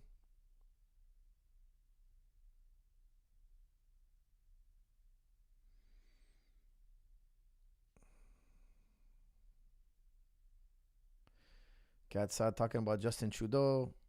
Gad Saad the pedophile? Like, I don't understand. Anyways. It's talking about transgender stuff. Like, I don't know. I don't see any topic about Islam. You guys have to let me know which podcast. Guys, would I do a prepared debate? Honestly, I don't have time to prepare for those things. But if it was live on the moment and we talk to each other, hey, we're on the line, yeah, I will talk to them. Absolutely. I have no problem with that. But am I going to prep for a debate? No, I'm not going to prep for a debate. Guys, I have 1,000 guys who will debate them if you want. I'll connect them with Muslim apologists. No problem. Would I tear him a new one if I debated him? Absolutely, I would. 100%. But would I take the time to do that? No, I'm not. I'm too busy with my life, guys. I'm not going to go and debate some guy who's Islamophobe or whatnot. I remember hearing him say something negative. I remember I've listened to him once upon a time I can't find it. So I'm happy to say, look, maybe I'm wrong. Maybe he doesn't go after Islam. Maybe he does. I don't know. Can't fit my question here. Look at the chat. That's from Tristan Beaulieu. I'm looking. Tristan Beaulieu. Is he the man who's supposed to send me? Alex Heaton. I could use negation instead of argumentation. Guys, you got to be proper with your grammar, guys. You're killing me with this grammar. I could use negation instead of augmentation. Huh? So if you see something, guys, rewrite this, man. Alex, rewrite it properly, man. Please, I'm begging you, rewrite it properly. It's unread. It's nasty. When it's read out loud, it's nasty. Gadsad is Ariel's Hawani's uncle. Is it? Is he? Is he? Is that how he got on the show? Marketing, baby. Marketing. Coach, please don't waste your time. That's from Rumble. Rumble, I agree with you, man. The guy's in marketing, guys. What can I talk to him about? I'm going to talk to him about sophisticated philosophical issues, and he's going to be like, marketing. He's going to throw out buzzwords, and people are going to be like, oh, the debate was even. But anybody who understands what was being said is going to be like, no, the guy's an ignoramus. The guy's in marketing, guys. I'm sorry to tell you, he's not equipped to debate anything other than marketing and putting money in your pocket. I remember I saw one of the books, titles of his book, Mind Virus or something. Like, oh, your mind has a virus, and I'm going to give you the book that's going to help you eject viruses out of your mind. BS, bro. BS. I'm sorry to tell you. The guy's in marketing. He's not a psychiatrist. He's not a psychologist. He's not a philosopher. He's a nothing. He's a marketing. You know, what's marketing, guys? I don't want to disrespect marketing. Marketing is important. I believe marketing has its place. I respect the science of marketing. I get it. It's important. However, don't come and now tell us you're a philosopher. Don't come and tell us now you're here to help us with a psychosis. That's crazy. That's insane. That's just totally insane. Culturally Jewish, ? That's from Water. Water, that is very common. Some people identify as Jewish, but they don't believe in God. I've even met, some people are Christian atheists. They say, oh, Jesus has a lot of nice teachings, and I'm going to follow his teachings, but I don't believe in God. I find it to be absurd as well. Like, I find it's a contradiction because Moses would have rejected your Judaism. But they see themselves as culturally Jewish. You know, they follow the tradition. They just don't believe in the book. They don't think that's authentic. I mean, you know, there are many Jews that identify as like this. And, I mean, that's their choice. But I just find that it's not authentically how you would... A Jew can't be an atheist by definition. However, they've created a new definition for atheism.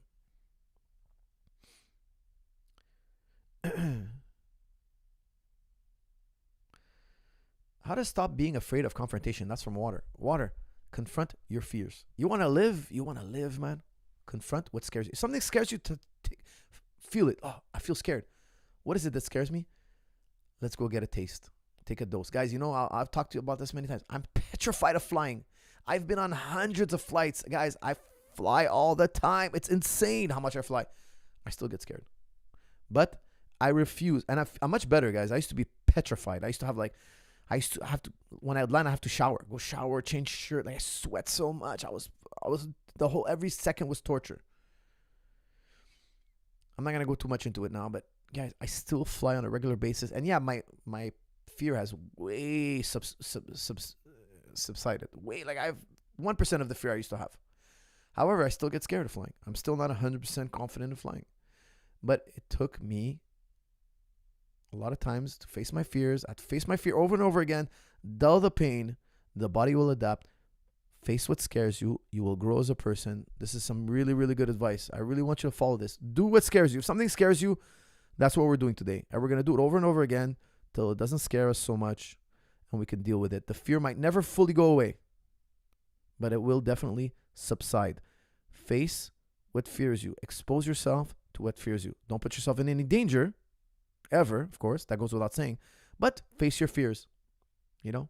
If your fear is illogical, face it. If your fear is logical, don't take on that. If somebody tells you, hey, let's go tightrope across across two buildings without a safety net. No, don't do that.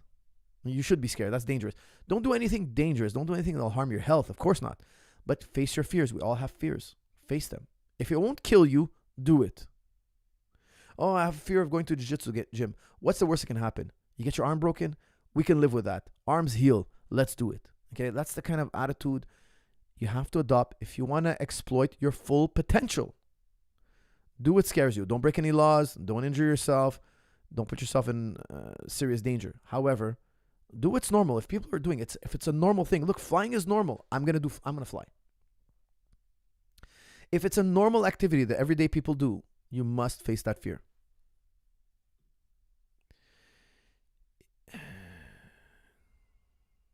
It's weird. I just got the same super chat again. Okay, guys. Can't fit. Coach, what are the main critiques of Judaism? What are the main critiques of Judaism? That's from Adam Rogers. Well, the main critique against Judaism is like, there's no chain back to Moses. So how authentic are the Jewish scriptures? It's a really important topic. Do they go back to Moses? There's no chain that goes back to Moses. So there was a period, Moses at least 3,000 years ago, okay, at least. Nobody agrees on exact dates, but let's call it 3,000 years ago. The 5 books of Moses, we call them the Torah. The Torah, do we have a chain of narrations that goes back to Moses? We don't. Actually, the oldest text we have is the Dead Sea Scrolls. The Dead Sea Scrolls don't exactly match what we have today. And the Dead Sea Scrolls only go back 2,000 years ago. So you have 1,000 years of lost records. Who passed down what to who?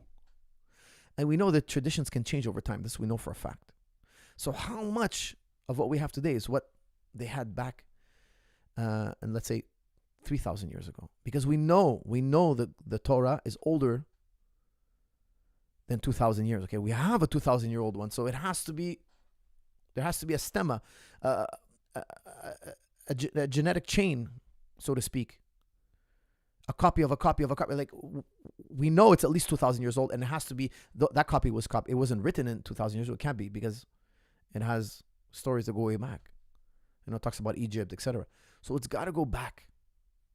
Who wrote down the first texts? Who has the autographs, and who passed them down from the autographs? That's the question.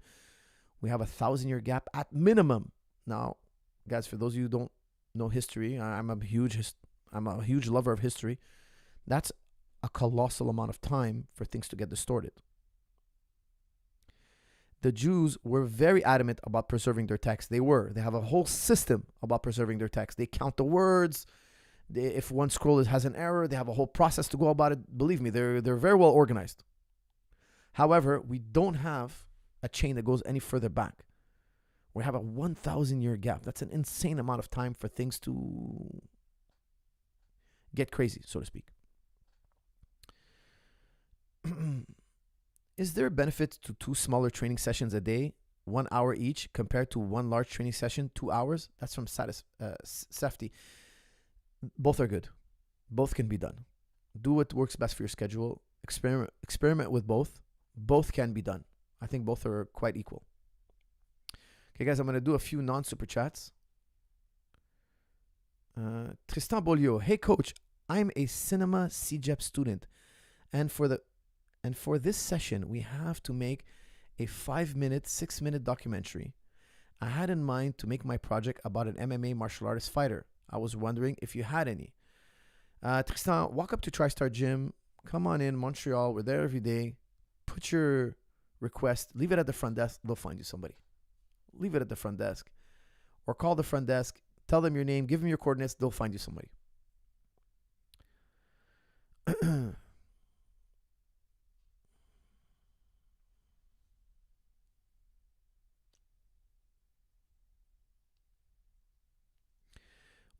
What is your opinion on Andrew Tate? That's from Brian Jackson. Guys, I have a tremendous amount of respect for the guy.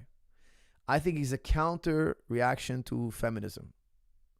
That's why people love him. He says a lot of outlandish, crazy things. I don't agree with everything he says, even though I think he's a breath of fresh air. Like, I think he's going to wake you guys up a little. He's going to wake you guys up just a little. He's going to give you a little shake that you need, okay? Because women love men like Andrew Tate. I hate to tell you. I didn't make the rules, guys. I didn't make this world. But I'll tell you something. A lot of the feminists that talk smack about Andrew Tate, they would fawn all over him if he was in the room. They would fawn, or they would faint. They would, oh, Andrew Tate is here. They would give up their number. They would date him. They would be on his boat. They would be in his Bugatti. It won't be long. Okay? Nina Adgar, boom, in the Bugatti. I don't believe that most women are in the West are well trained to avoid a guy like that. Like, I think Andrew Tate would love a girl who wouldn't give him the time of day, who'd be like, oh, no. Just because you got a Bugatti, just because you got money, that's not how it's going to work. I'm not going to give it up because of that. I think that's the girl he'd want to marry. He'd want to put a ring on her finger. Women are not that smart, and men have been duped immensely by feminist culture. It's getting out of control, and I think that's why so many young men now are following Andrew Tate's speeches, because he's telling people, look, you got to be strong. Because men got so pussified that women are not attracted to them now. Now, men have more women trouble than ever. Why? Because the woman is stronger than ever, and the man is weaker than ever. Culturally speaking, culturally. You could be the strongest guy in the world. You could be a world champion, but you're culturally weak. Your woman sees you as a cultural puppet. Andrew Tate is a slap in the face to the narrative, and it's attractive to many young men because they're waking up. They're like, hey, you know what? I didn't like being subordinate to my woman. It's not really a good fit for me. You're right. I'm going to snap out of this. I remember, I'm not the biggest fan of Anthony Robbins, okay? But I was watching his documentary. Guys, you have to watch. You have to watch Anthony Robbins documentary just for this one scene. This one scene is epic. And I think Anthony Robbins, he does a lot of good work and he helps a lot of people, but I think he's too much of a quick fix guy. I got my criticisms of him, but I don't think he's totally bad. I wouldn't go deep in his work personally, but like, he's not a dumb guy. He's a smart guy. He could change people's lives. He motivates people. He's very successful. So, you know, for people who it resonates with them, go for it. But he had this one guy. I mean, I don't know his material well, so I shouldn't say that, but he seems like he has a huge following. I don't know how good he is, but I was watching this documentary. And it was about this guy and his girlfriend together in the crowd. And the guy was like the most whipped individual you ever seen. His girlfriend was doing the talking, and then when it was his turn to talk, he was like, he was totally agreeing. And he was so like, I can't remember exact details, but he was so passive, submissive. Like, he was such a little weasel, spineless weasel. Spineless. And Anthony Robbins picked up on it right away. And Anthony Robbins walks up to him and he tells him the story about a lion who was adopted by a herd of sheep. And the lion would eat grass every day and he would bah, bah. And he thought he was a sheep. He was raised by sheep and he thought he was a sheep, but he's really a lion. And then one day, the herd of sheep get attacked by a pride of lions. And the lions are just eating up the sheep, crippling them. But nobody's attacking this lion who thinks he's a sheep. He's running away, bah, bah. But the other lions see him as a lion also. They think, hey, he's not a prey, he's a predator. And then the lion realizes, wait a second, I'm not a sheep. He realizes he has claws. He realizes he has fangs. He realizes he's 5 times bigger than these sheep. He realizes he's a predator, not a prey. And then Anthony Robbins is like, you're being effeminized, but you're really a lion. I think that's what Andrew Tate is doing.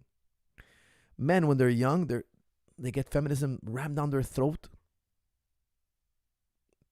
Masculinity is toxic. My question is, if women are becoming more and more masculine, why aren't they toxic?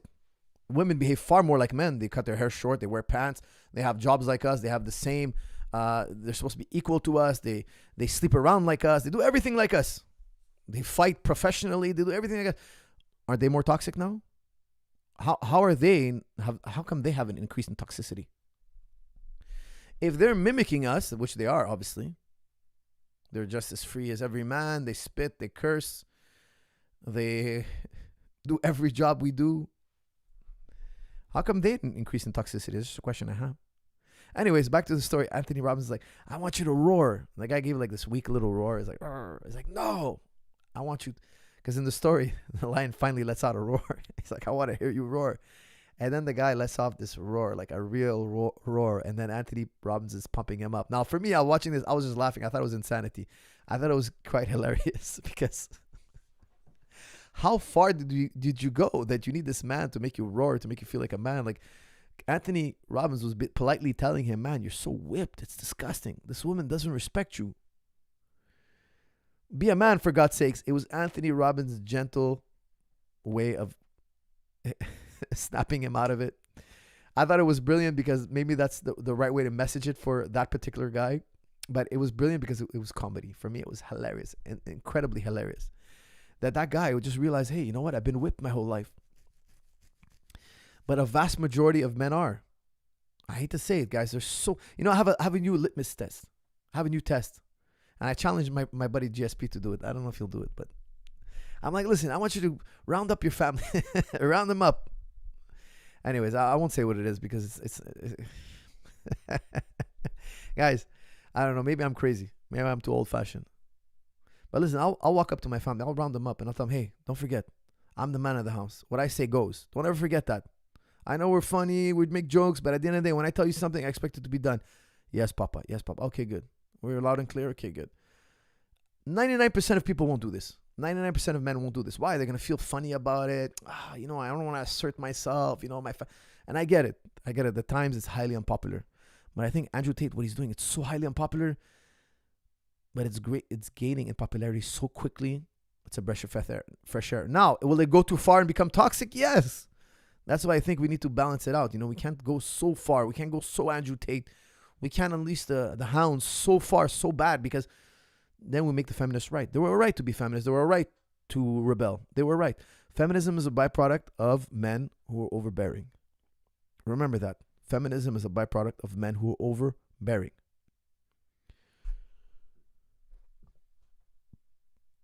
The pinnacle of toxic masculinity is the Unabomber. That's from Weymest. I don't know much about him, actually. I don't know. Was he toxic?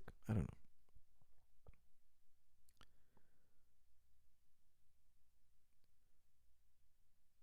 To be a feminist, you need to copy a man. What type of feminist is that?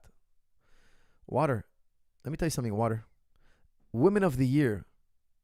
What was her name? What's her name? His name? The Kardashian mom. Guy. Father. Who turned female. Even men are better at being Women of the Year. Think about that. Even men are better at being Women of the Year. The best swimmer in NCAA? A man. Think about that. How would OAM do in UFC now? He's at a new level, PFL. That's from Adam Rogers. I think he would do very well. Of course, UFC is another level of characters, PFL, I think Olivier Aubin-Mercier is the only, fighter at that level. Like, he's reached a high level and doesn't have the competition. But in UFC, there are guys that are very dangerous. So I think he would do much better than he did in the past. However, there are many, many dangerous men out there. If you look at the top 5, they're all killers. No easy fights there, guys. No easy fights. However, PFL, there are no easy fights, but it's just, I got to be honest, it's not the same level of skill, of quality of fighter. It's just, they're great. PFL is great, and it's going to build because they're giving out $1 million purses. Lots of new fighters are getting interested. There's going to be new rosters of fighters coming in. But Olivier is head and shoulders above. He's reached that level. He went through the UFC gauntlet. He reached high level of fighting, and then he's put into the PFL where, let's be honest, the competition is not as fierce, but it's going to get there. Why? Because they're giving away big paydays. I think it's a matter of time before more people jump into PFL. They don't get the views that UFC does, but they give the paydays, and I think that's what matters for fighters. A lot of fighters are going to want to eventually make their way to PFL.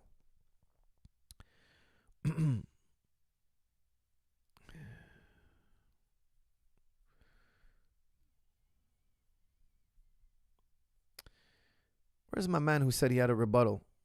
Guys, I'm really excited to hear it because I know all the rebuttals already. Like, I shouldn't say I know all of them. I know all the popular ones, I should say. All the popular ones.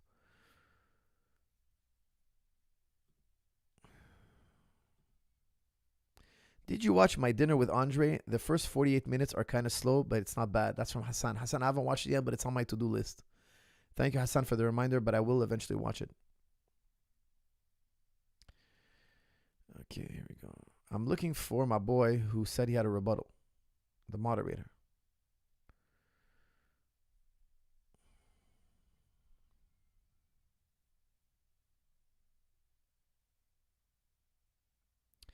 Coach, why do you think there's been so many upsets in the UFC lately? Will you be in TriStar in December, planning a visit, hoping to be a gentleman and a scholar? That's from Jay Aden. Jay, I will be there. I'm always there. If I'm not there, it's because I'm away for a fight, but I'm always in the gym twice a day, every day, except Friday. Okay, Friday I do one session, and I will see you then, my friend. I look forward to it. And make sure to come introduce yourself to me. Let me know that you're one of the members on this channel.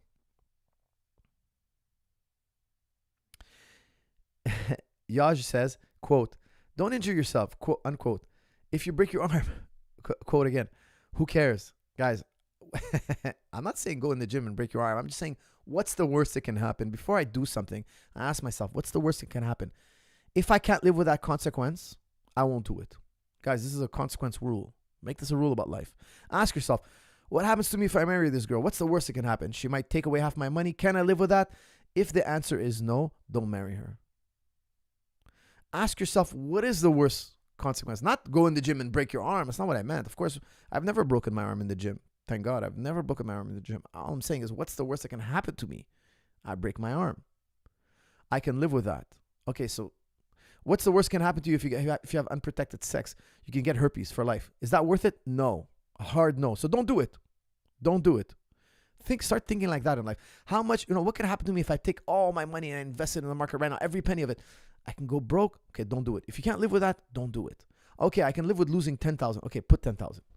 That's the way you should go about life, assessing risk. Can you live with the potential worst case scenario? If so, consider doing it. If not, don't do it. How much money should I put in the stock market? How much can you live without? Like if you lost it all, you can keep going. It wouldn't break you. That's the amount you should invest, okay? Or around that area. You got to assess your own risk. It's not financial advice, of course. What I'm trying to tell you is, what's the worst case scenario? We're not working towards a worst case scenario, okay? So, come on, don't try to think logically here. Try to think, how you can be successful. Okay, here we go. Nadeem Muhammad, is this it? Hold on.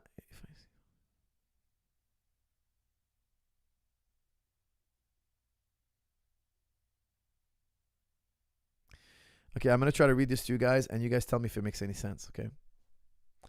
If I see something that can't do everything, I could imagine the opposite. So he's saying I can know God by seeing the opposite. Interesting. If I see something that cannot do everything, I could imagine the opposite of something that can do everything, to make the idea of God, who is the opposite of all things that could be more or do more. Okay, what he's trying to say is, look, I know the opposite of God, therefore I know God. I know imperfection, therefore I know perfection. This has been argued in the past, okay, but the way you're terming it is like, I can see you're not trained in philosophy. Okay. Look, can you know up and not know down? Can you know left and not know right? If you know left, you automatically know right. If you know up, you know down. If you know something is imperfect, then you must know perfection. That's what our partner's trying to say. I hope I'm not strawmanning you. I hope that this is what I understood. Again, it wasn't thoroughly written out. Actually, this is addressed in the book of Phaedo. Socrates actually tackles this. It's quite complicated and nuanced. I would tell you, look, my idea of God is not imperfection, the opposite of imperfection. That's not my idea of God. My idea of God, I hate to say mind, because if I ask you, what's the opposite of an eternal mind? What's the opposite of that? There is no opposite. God doesn't have an opposite. The God I believe in, that's why if you read the Quran, how the Quran thoroughly lays out the idea of God, it's not the opposite of imperfection. It's not. What is perfection? What does that mean, perfection? Like a perfect circle, a perfect car. What's it mean? It doesn't lack any, it doesn't have any deficiencies, etc. But God also is a mind. So we're talking about the perfect mind. We're not talking about an object. So you'd have to show me the opposite of a mind. What is the opposite of a mind? There is no opposite of a mind. The idea of God is not a thing you can compare to the world. That's why if you like the Quranic description of God is There is nothing comparable to God. There is nothing comparable to God. So we have an innate understanding of this thing that we cannot compare anything to it. It doesn't have an opposite. God doesn't have an opposite. So that's where your argument would fail. You know imperfection. You know perfection by studying imperfection. Okay, but we know who said that God is perfection in the terms, in the sense of being in a perfect object. Because what you saw is not imperfection. You saw imperfect objects. You never saw imperfection alone. You saw an imperfect computer, an imperfect car, an imperfect rainbow, whatever. Then you can imagine a rainbow that's better than that. You're still mixing the idea of God with worldly things, things in the senses. God is beyond the senses. There is no opposite to a mind. There is no opposite to a mind. Now, I would tell you something, okay? I don't believe I know it's going to sound weird. I don't believe human beings possess mind. I think mind is a reflection. It's a byproduct. It's kind of hard to explain. But our mind is a metaphor. That's hard to say. Our mind is a universal. Our mind is a byproduct. Okay, here's how I'm going to explain it. The mind has no nucleus. That's a better explanation. Okay, David Hume came to the same conclusion. I'm just not explaining it well. Think about a link of chains. This is how David Hume explains it. Think about a link of chains. You have one link, and then you connect another link, and another link, and another link, and another link, and then you have a link of chains. Which link is the mind? Well, all of it is the mind. And here's the kicker: is the chains keep falling off, the links keep falling off, and new ones keep being added on. It's like this ever-changing thing. It's growing. It's morphing in front of our eyes. It's a living, breathing, moving thing. You cannot perfectly define it. That's what I'm trying to tell you. I don't think we have a nucleus to the mind. The mind is this thing it's moving. It doesn't have a perfect definition. We can't zero in on it. We can never grasp it. We can never perfectly define it. And God is not a thing in the world. He's not a perfect thing. He's not a perfect man. He's not a perfect car. He's not a perfect... No. God is a perfect mind. But mind is not in dunya. It's not in the world. There's nothing compared to the world. It's only known innately. How do you know your mind? You know it innately. You cannot put mind in a test tube. You cannot put mind you cannot weigh it. You cannot grasp it. You cannot put it in a logical argument. You can only perceive it directly. Now, the Quranic and the Muslim belief, the mind was given to us by God. So it's like a divine alien substance within us. So when you look into this world and you think you're going to find something to liken it to that, we tell you it's impossible. There's nothing like it. There's nothing like it in this world. So that's why I would feel that your argument fails on this point, okay? Because you're saying, look at these imperfect objects. I could imagine a perfect object. Actually, you couldn't. Define me a perfect door. Define me a perfect home. You could always make it a little better. We never find perfection in the world. And that's what Descartes argued. Okay, so he also argued against this point you bring. He says, look, what's the perfect weather? There's no objective answer to that. Everybody has a different answer. What's the perfect house? Well, you could always think of making it somehow better.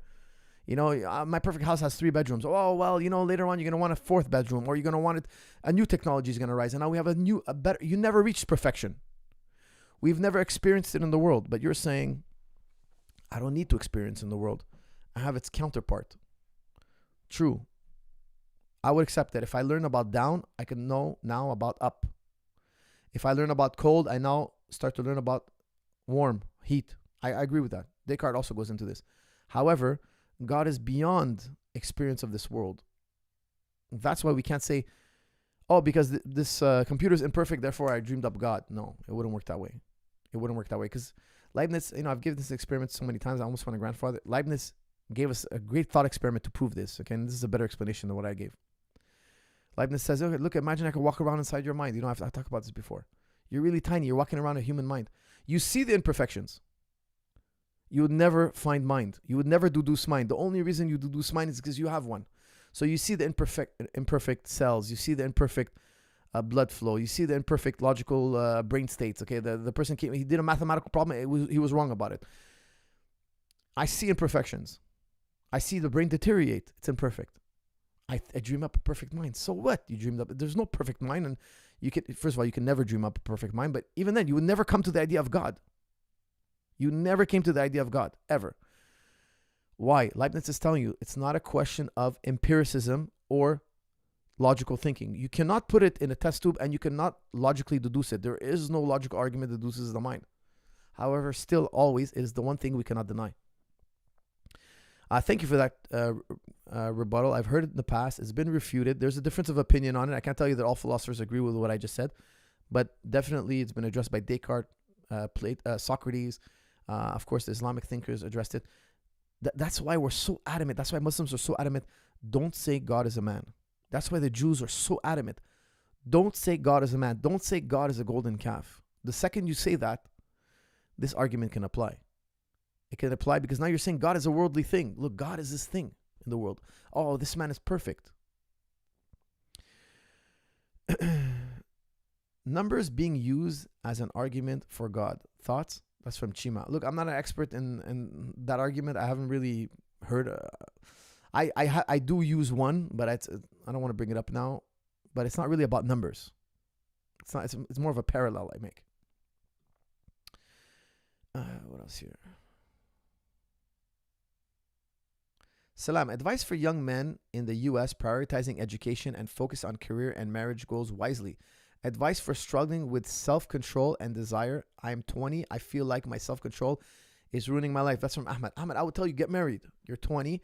Find a nice, humble Muslim girl. Guys, one of the best things about being Muslim is the women. The women are the best. They're the best. You're not going to... I love what Andrew Tate tweeted. He's like, oh, when you marry a Muslim girl, you don't have to worry about this kind of stuff, Twitter stuff popping out, he's very right, by and large, okay? He's not perfectly right, but by and large, he is very on the money. Marry yourself a nice Muslim girl, do your nikah, get married, takes 5-10 minutes, it's not long, and she's halal for you, and she's your wife.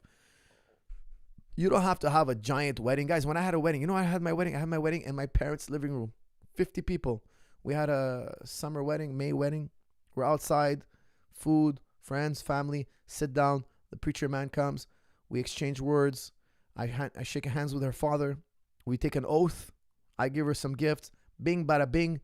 She's halal for you now. She's your woman. She's your wife. You don't need to go plan 2-year.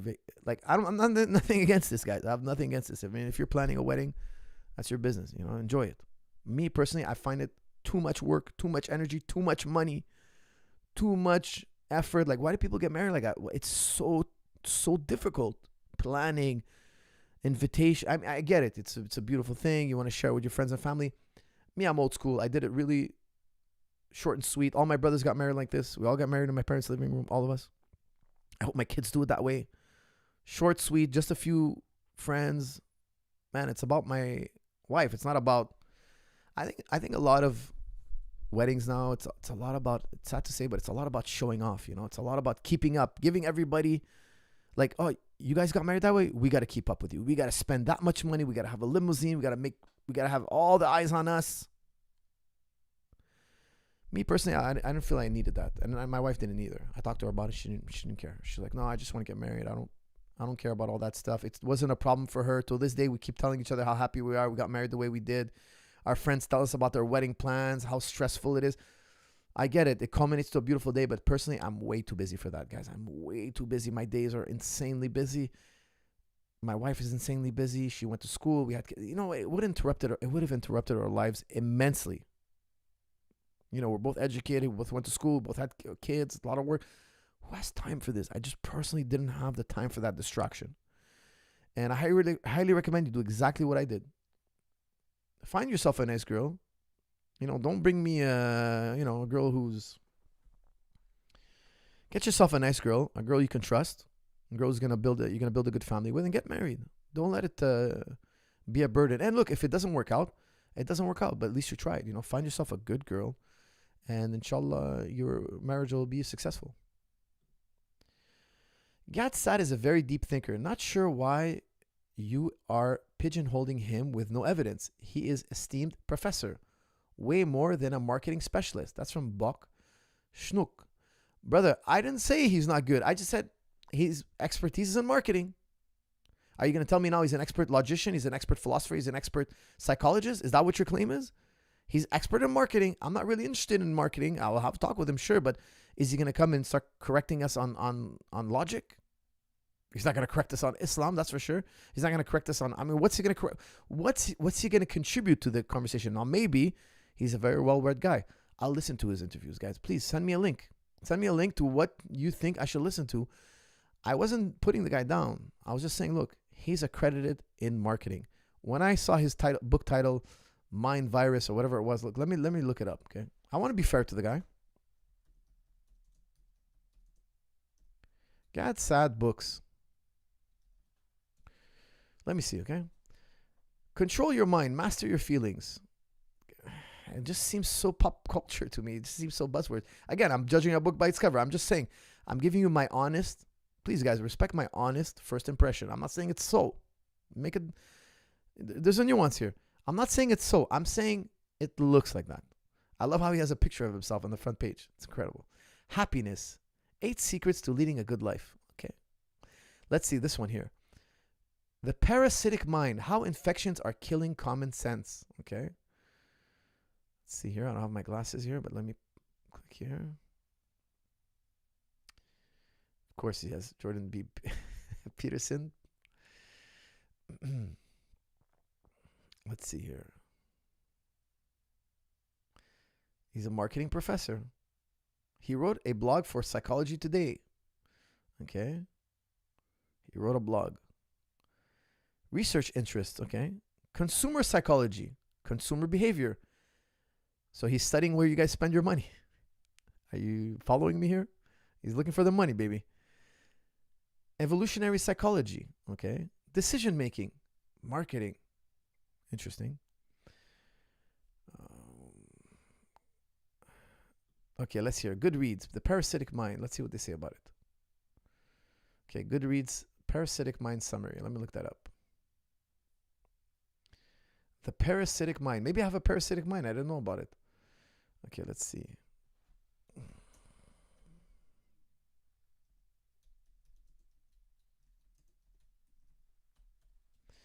All right, the parasitic mind summary. The parasitic mind is an exploration into a war that rages on against truth. He's gonna talk to us about truth, guys. This is my guys. He just went in my wheelhouse, guys. He just he just went in my wheelhouse right now. We have a little mouse that just came in the wheelhouse. A marketing mouse. He just screeching, and he went into epistemology. How human beings know things. I happen to know a guy who's well versed in this topic.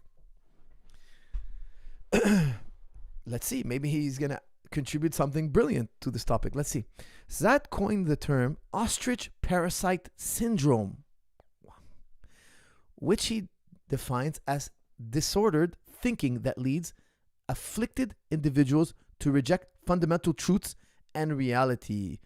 Ooh, interesting. Okay. Let's see.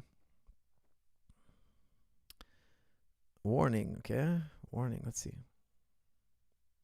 Idea pathogens are killing common sense. The parasitic mind. Hold on a second. Let me do this here.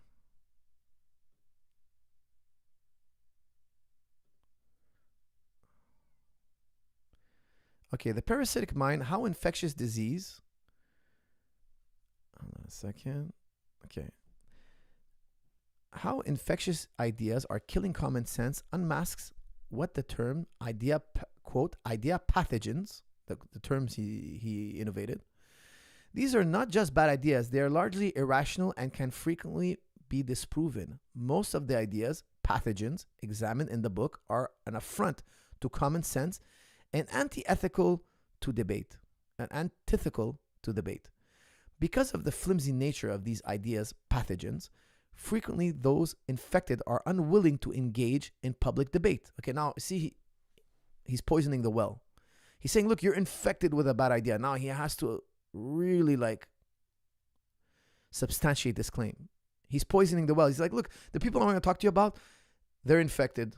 This is what we call poisoning the well. This is it's an ad hominem. He's poisoning the well. He's telling us, look, these people are the bad guys. I'm the good guy. Here comes the argument. You're already identifying who's sick here. Okay, this is not very objective. Okay. What else we have? Where was he? Many who infect and spread these idea pathogens fight to censor and deplatform those expressing information and opinions contrary to their position. How could this kind of suppression help anyone?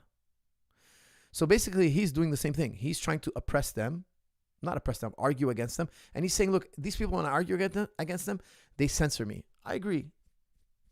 Sometimes people who try to censor, they're on the weak side of the argument. I agree with this. It's not a bad argument.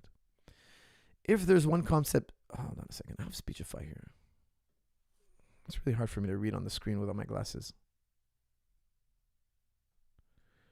Where is it?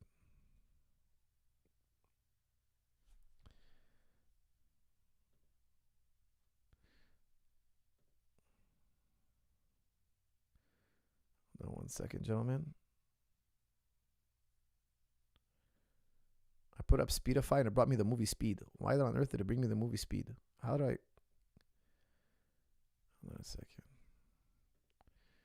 Uno momento, gentlemen. I can get Speechify to read this properly.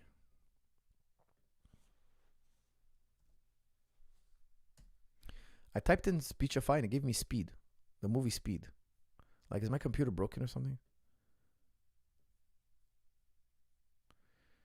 Okay, let's see. Let's have it nicely read here.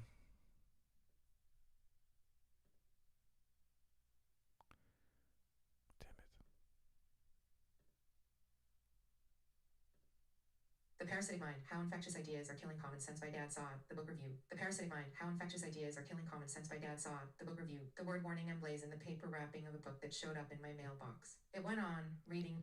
The author of the book, Dr. Dad Saad, is the host of the wildly popular YouTube show The Saad Truth. In his speaking and writing, he is thoughtful but bold. Dr. Saad is one of the most widely known thinkers fighting the oppressiveness of political correctness. He is a professor at the John Molson School of Business at Concordia University and has written scientific papers. The Parasitic Mind is his third book. Idea pathogens are killing common sense. The Parasitic Mind, How Infectious Ideas Are Killing Common Sense, unmasks what he terms idea pathogens. These are not just bad ideas, they are largely irrational and can frequently be disproven. Most of the idea pathogens examined in the book are an affront to common sense and antithetical to debate. Because of the flimsy nature of these idea pathogens, frequently those infected are unwilling to engage in public debate. Many who infect and spread these idea pathogens fight to censor and to platform those expressing information and opinions contrary to their positions. How could this kind of suppression help anyone? Self-censorship is a threat to free speech. If there's one concept Dr. Saad fervently preaches in The Parasitic Mind, it's that you should never silence yourself when intellectual freedom, reason, or speech are attacked. Saad's position is similar to the English philosopher John Stuart Mill, who wrote, "Every man who says frankly and fully what he thinks is so far doing a public service. We should be grateful to him for attacking most unsparingly our most cherished opinions." Saad believes that self-censorship is a threat to free speech. Indeed, we have a guaranteed right to debate and scientific testing, even at a time when truth doesn't have the fans it once did. As Saad comprehensively illustrates in The Parasitic Mind, society is turning the sword upon itself. He argues that universities don't value courage. Evidence abounds that groupthink and conformism are more important than knowledge to many in academia.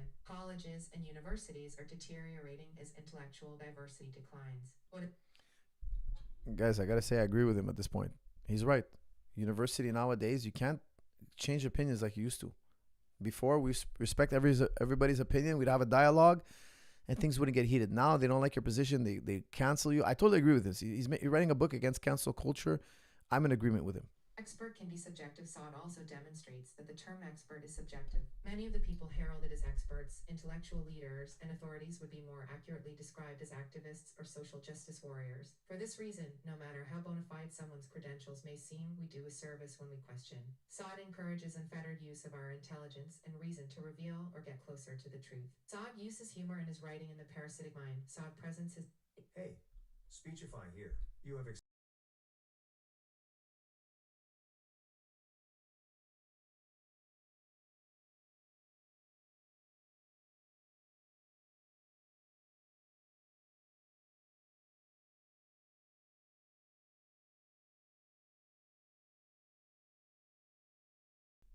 Sorry, guys. I had a Speechify. I'm not signed in. That's why I am a Speechify premium user. I don't use it on this computer, so I'm not signed in. Guys, I'm looking at the. This is just I didn't get into deep ideas. For me, so far, it's a fluff piece. I'm not saying the book is a fluff piece. Maybe it gets deeper, but look, I get it. This is a common argument, guys. This is just. I find it to be superficial. That's what I expect from a marketing professor. That's what I'm getting. It's superficial. Everybody knows this. Cancel culture. It's out of control. This is a very well-known talking point. He said he's going to talk about truth. What is truth? Like, I know this is just a summary, guys, but I doubt he gets anywhere near it. I think he's just going to give you the same talking points you get on a YouTube video. That's what it is. He put it on paper. He sells it. He makes books. People, he's not gonna bend your mind. Okay, I'm assuming it's gonna be a fluff piece because of his background. But again, guys, I'll keep an open mind. I'll listen to a few of his lectures if he has one. I won't bother reading the book. Honestly, he has videos here. Let's see him talk, and let's see how he sounds. And if he sounds like he has some interesting ideas, I'll entertain listening to one of his listening to one of his books on audio. But I don't know, guys. I'm not super excited.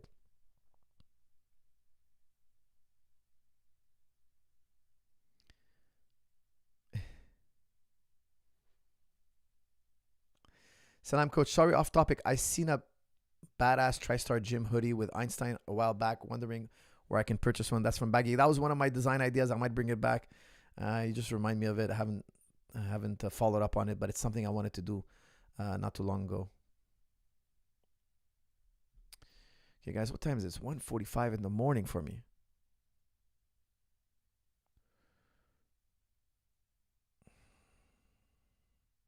Love the SWA shirt. Thank you, brother. Sydney Wrestling Academy, guys. I gave a seminar there. Great group of guys.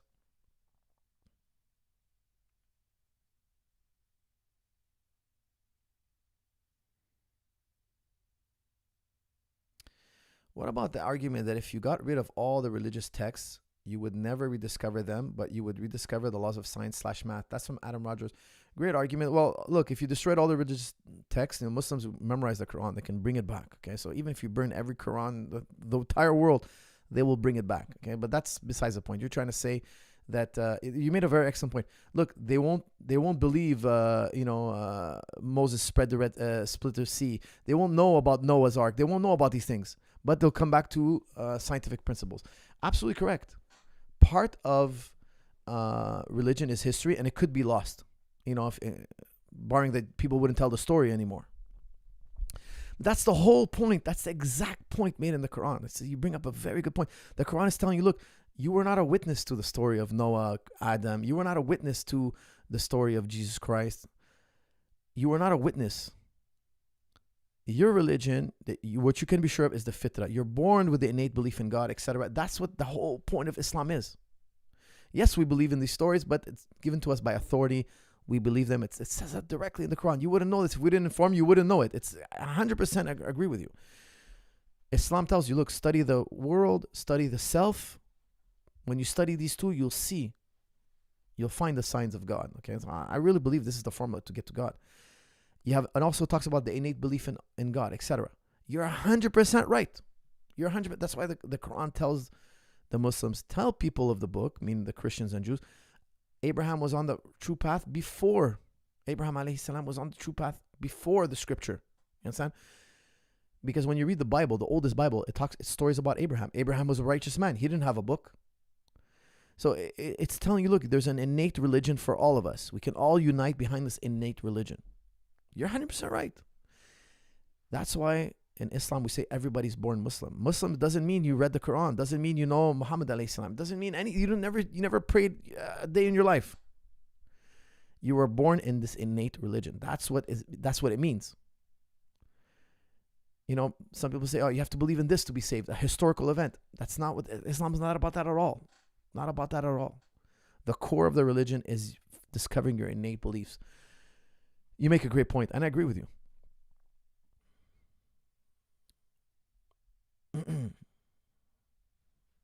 But just a very important, also another point. Science tells us nothing about God, okay? It's the combination of studying the world around us and studying the self. Science, guys, if you put philosophers in the room and you ask them, what's science? They're going to tell you, science is pattern recognition. Over and over again, we find patterns and regularities in nature, and then we predict that pattern again in the future, sometime, somehow. That's the core of science. Of course, there's a lot more to science, but that is the core of science. That is the core. That is the nucleus of science. What is science? It's replicable. It's replicable. This will happen again in the future. It's predictable. Look, we're going to call it. This is going to happen at this time, at this place, in this scenario, in this environment. This is going to happen. This next event is going to happen. That's what science is. We're predicting patterns and irregularities. We're assuming that the past is going to behave like the future is going to behave like the past. That's the whole enchilada. Then after that, when we look at that, we see these patterns, and we see that the universe is such. Then we can extrapolate, how did we get here? Why are we here? Etc. But science never asks, why are we here? It never asks the question why. It doesn't do that. It only tells you what the patterns and regularities are. That's it. That's all it does. That's the nucleus of science. It's predictable, it's falsifiable, and it's replicable. It's going to happen again and again. We have to have a history. It can't be a one-off. If it's a one-off, we can't replicate it. That's not scientific. So you're comparing two different things, religion and science. They're two different things, even though they can interlap. Statistical impossibility proves God. That's from Wombat Combat. I don't agree. There's no such thing as statistical possibility. It's an expression we use. That's a human term. That's from our point of view. Guys, the world is determined. There is no statistical. That's just, look how likely it is for our point of view. To God, he knows if it's going to happen or not. He knows. So it's truly not statistical. It's an illusion. Statistics is an illusion. It's a man-made human illusion.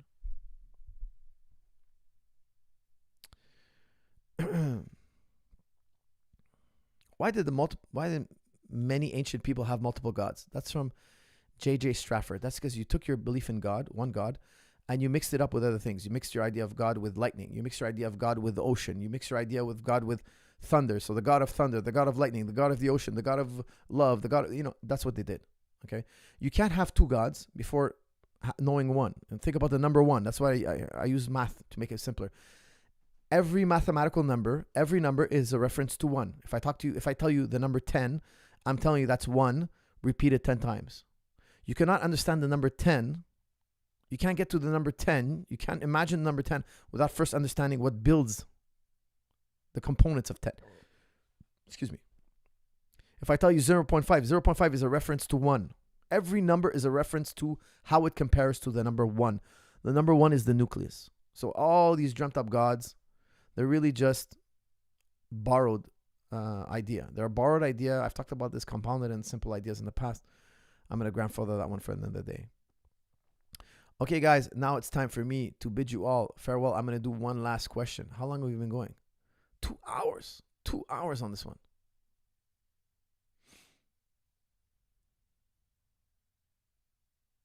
Quantum mechanics are irregular and not predictable, yet very scientific. That's from J.J. Strafford. J.J., I love that you said that. Give me one moment here. We're going to end on this, okay? Quantum. You just put the word quantum in front of any word and you got magic. I'm done.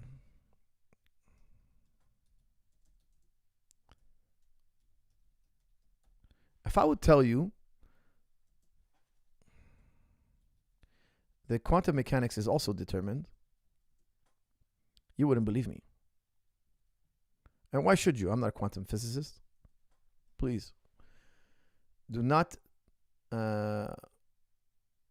take my opinion on this. Take this expert's opinion here. Let's see. Let me see if I can find it here.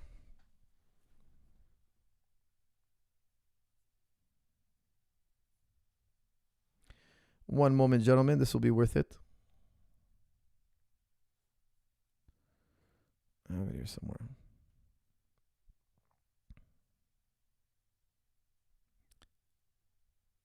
Quantum mechanics is weird. It's very weird. And probably that's where the true rant. This is Lawrence Krauss, okay? Lawrence Krauss is renowned in the physics department. Renowned, okay? Is. I don't know whether random. Quantum mechanics is weirder than you can imagine, and I've written about it. Yeah. But we should realize that there's something fundamental. The quantum mechanics is a deterministic theory. It's completely deterministic. Yes, the way. It's what? It's what? It's completely what? It's completely deterministic. What does that mean?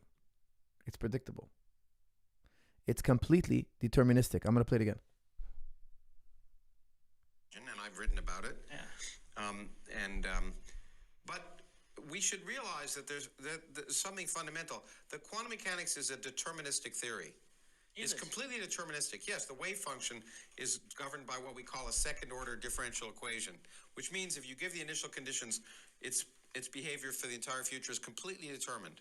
So the quantum mechanics itself is a deterministic theory. Measurements are probabilistic. So the wave function gives you the probability of making a measurement. The measurement is probabilistic. What we can measure is probabilistic. Now, I know Heisenberg says, no, it's uncertain in itself. I think he's wrong. Ultimately speaking, I think he's wrong. Or there must be some misunderstanding. We don't have the totality of evidence. We have to wait and see. But Lawrence Krauss is telling you, no, even the wave, it's deterministic. When we try to measure it, we have a limited ability to measure it. That's his point of view. I know there are some physicists who differ. So the measurements are probabilistic, but the underlying world is deterministic.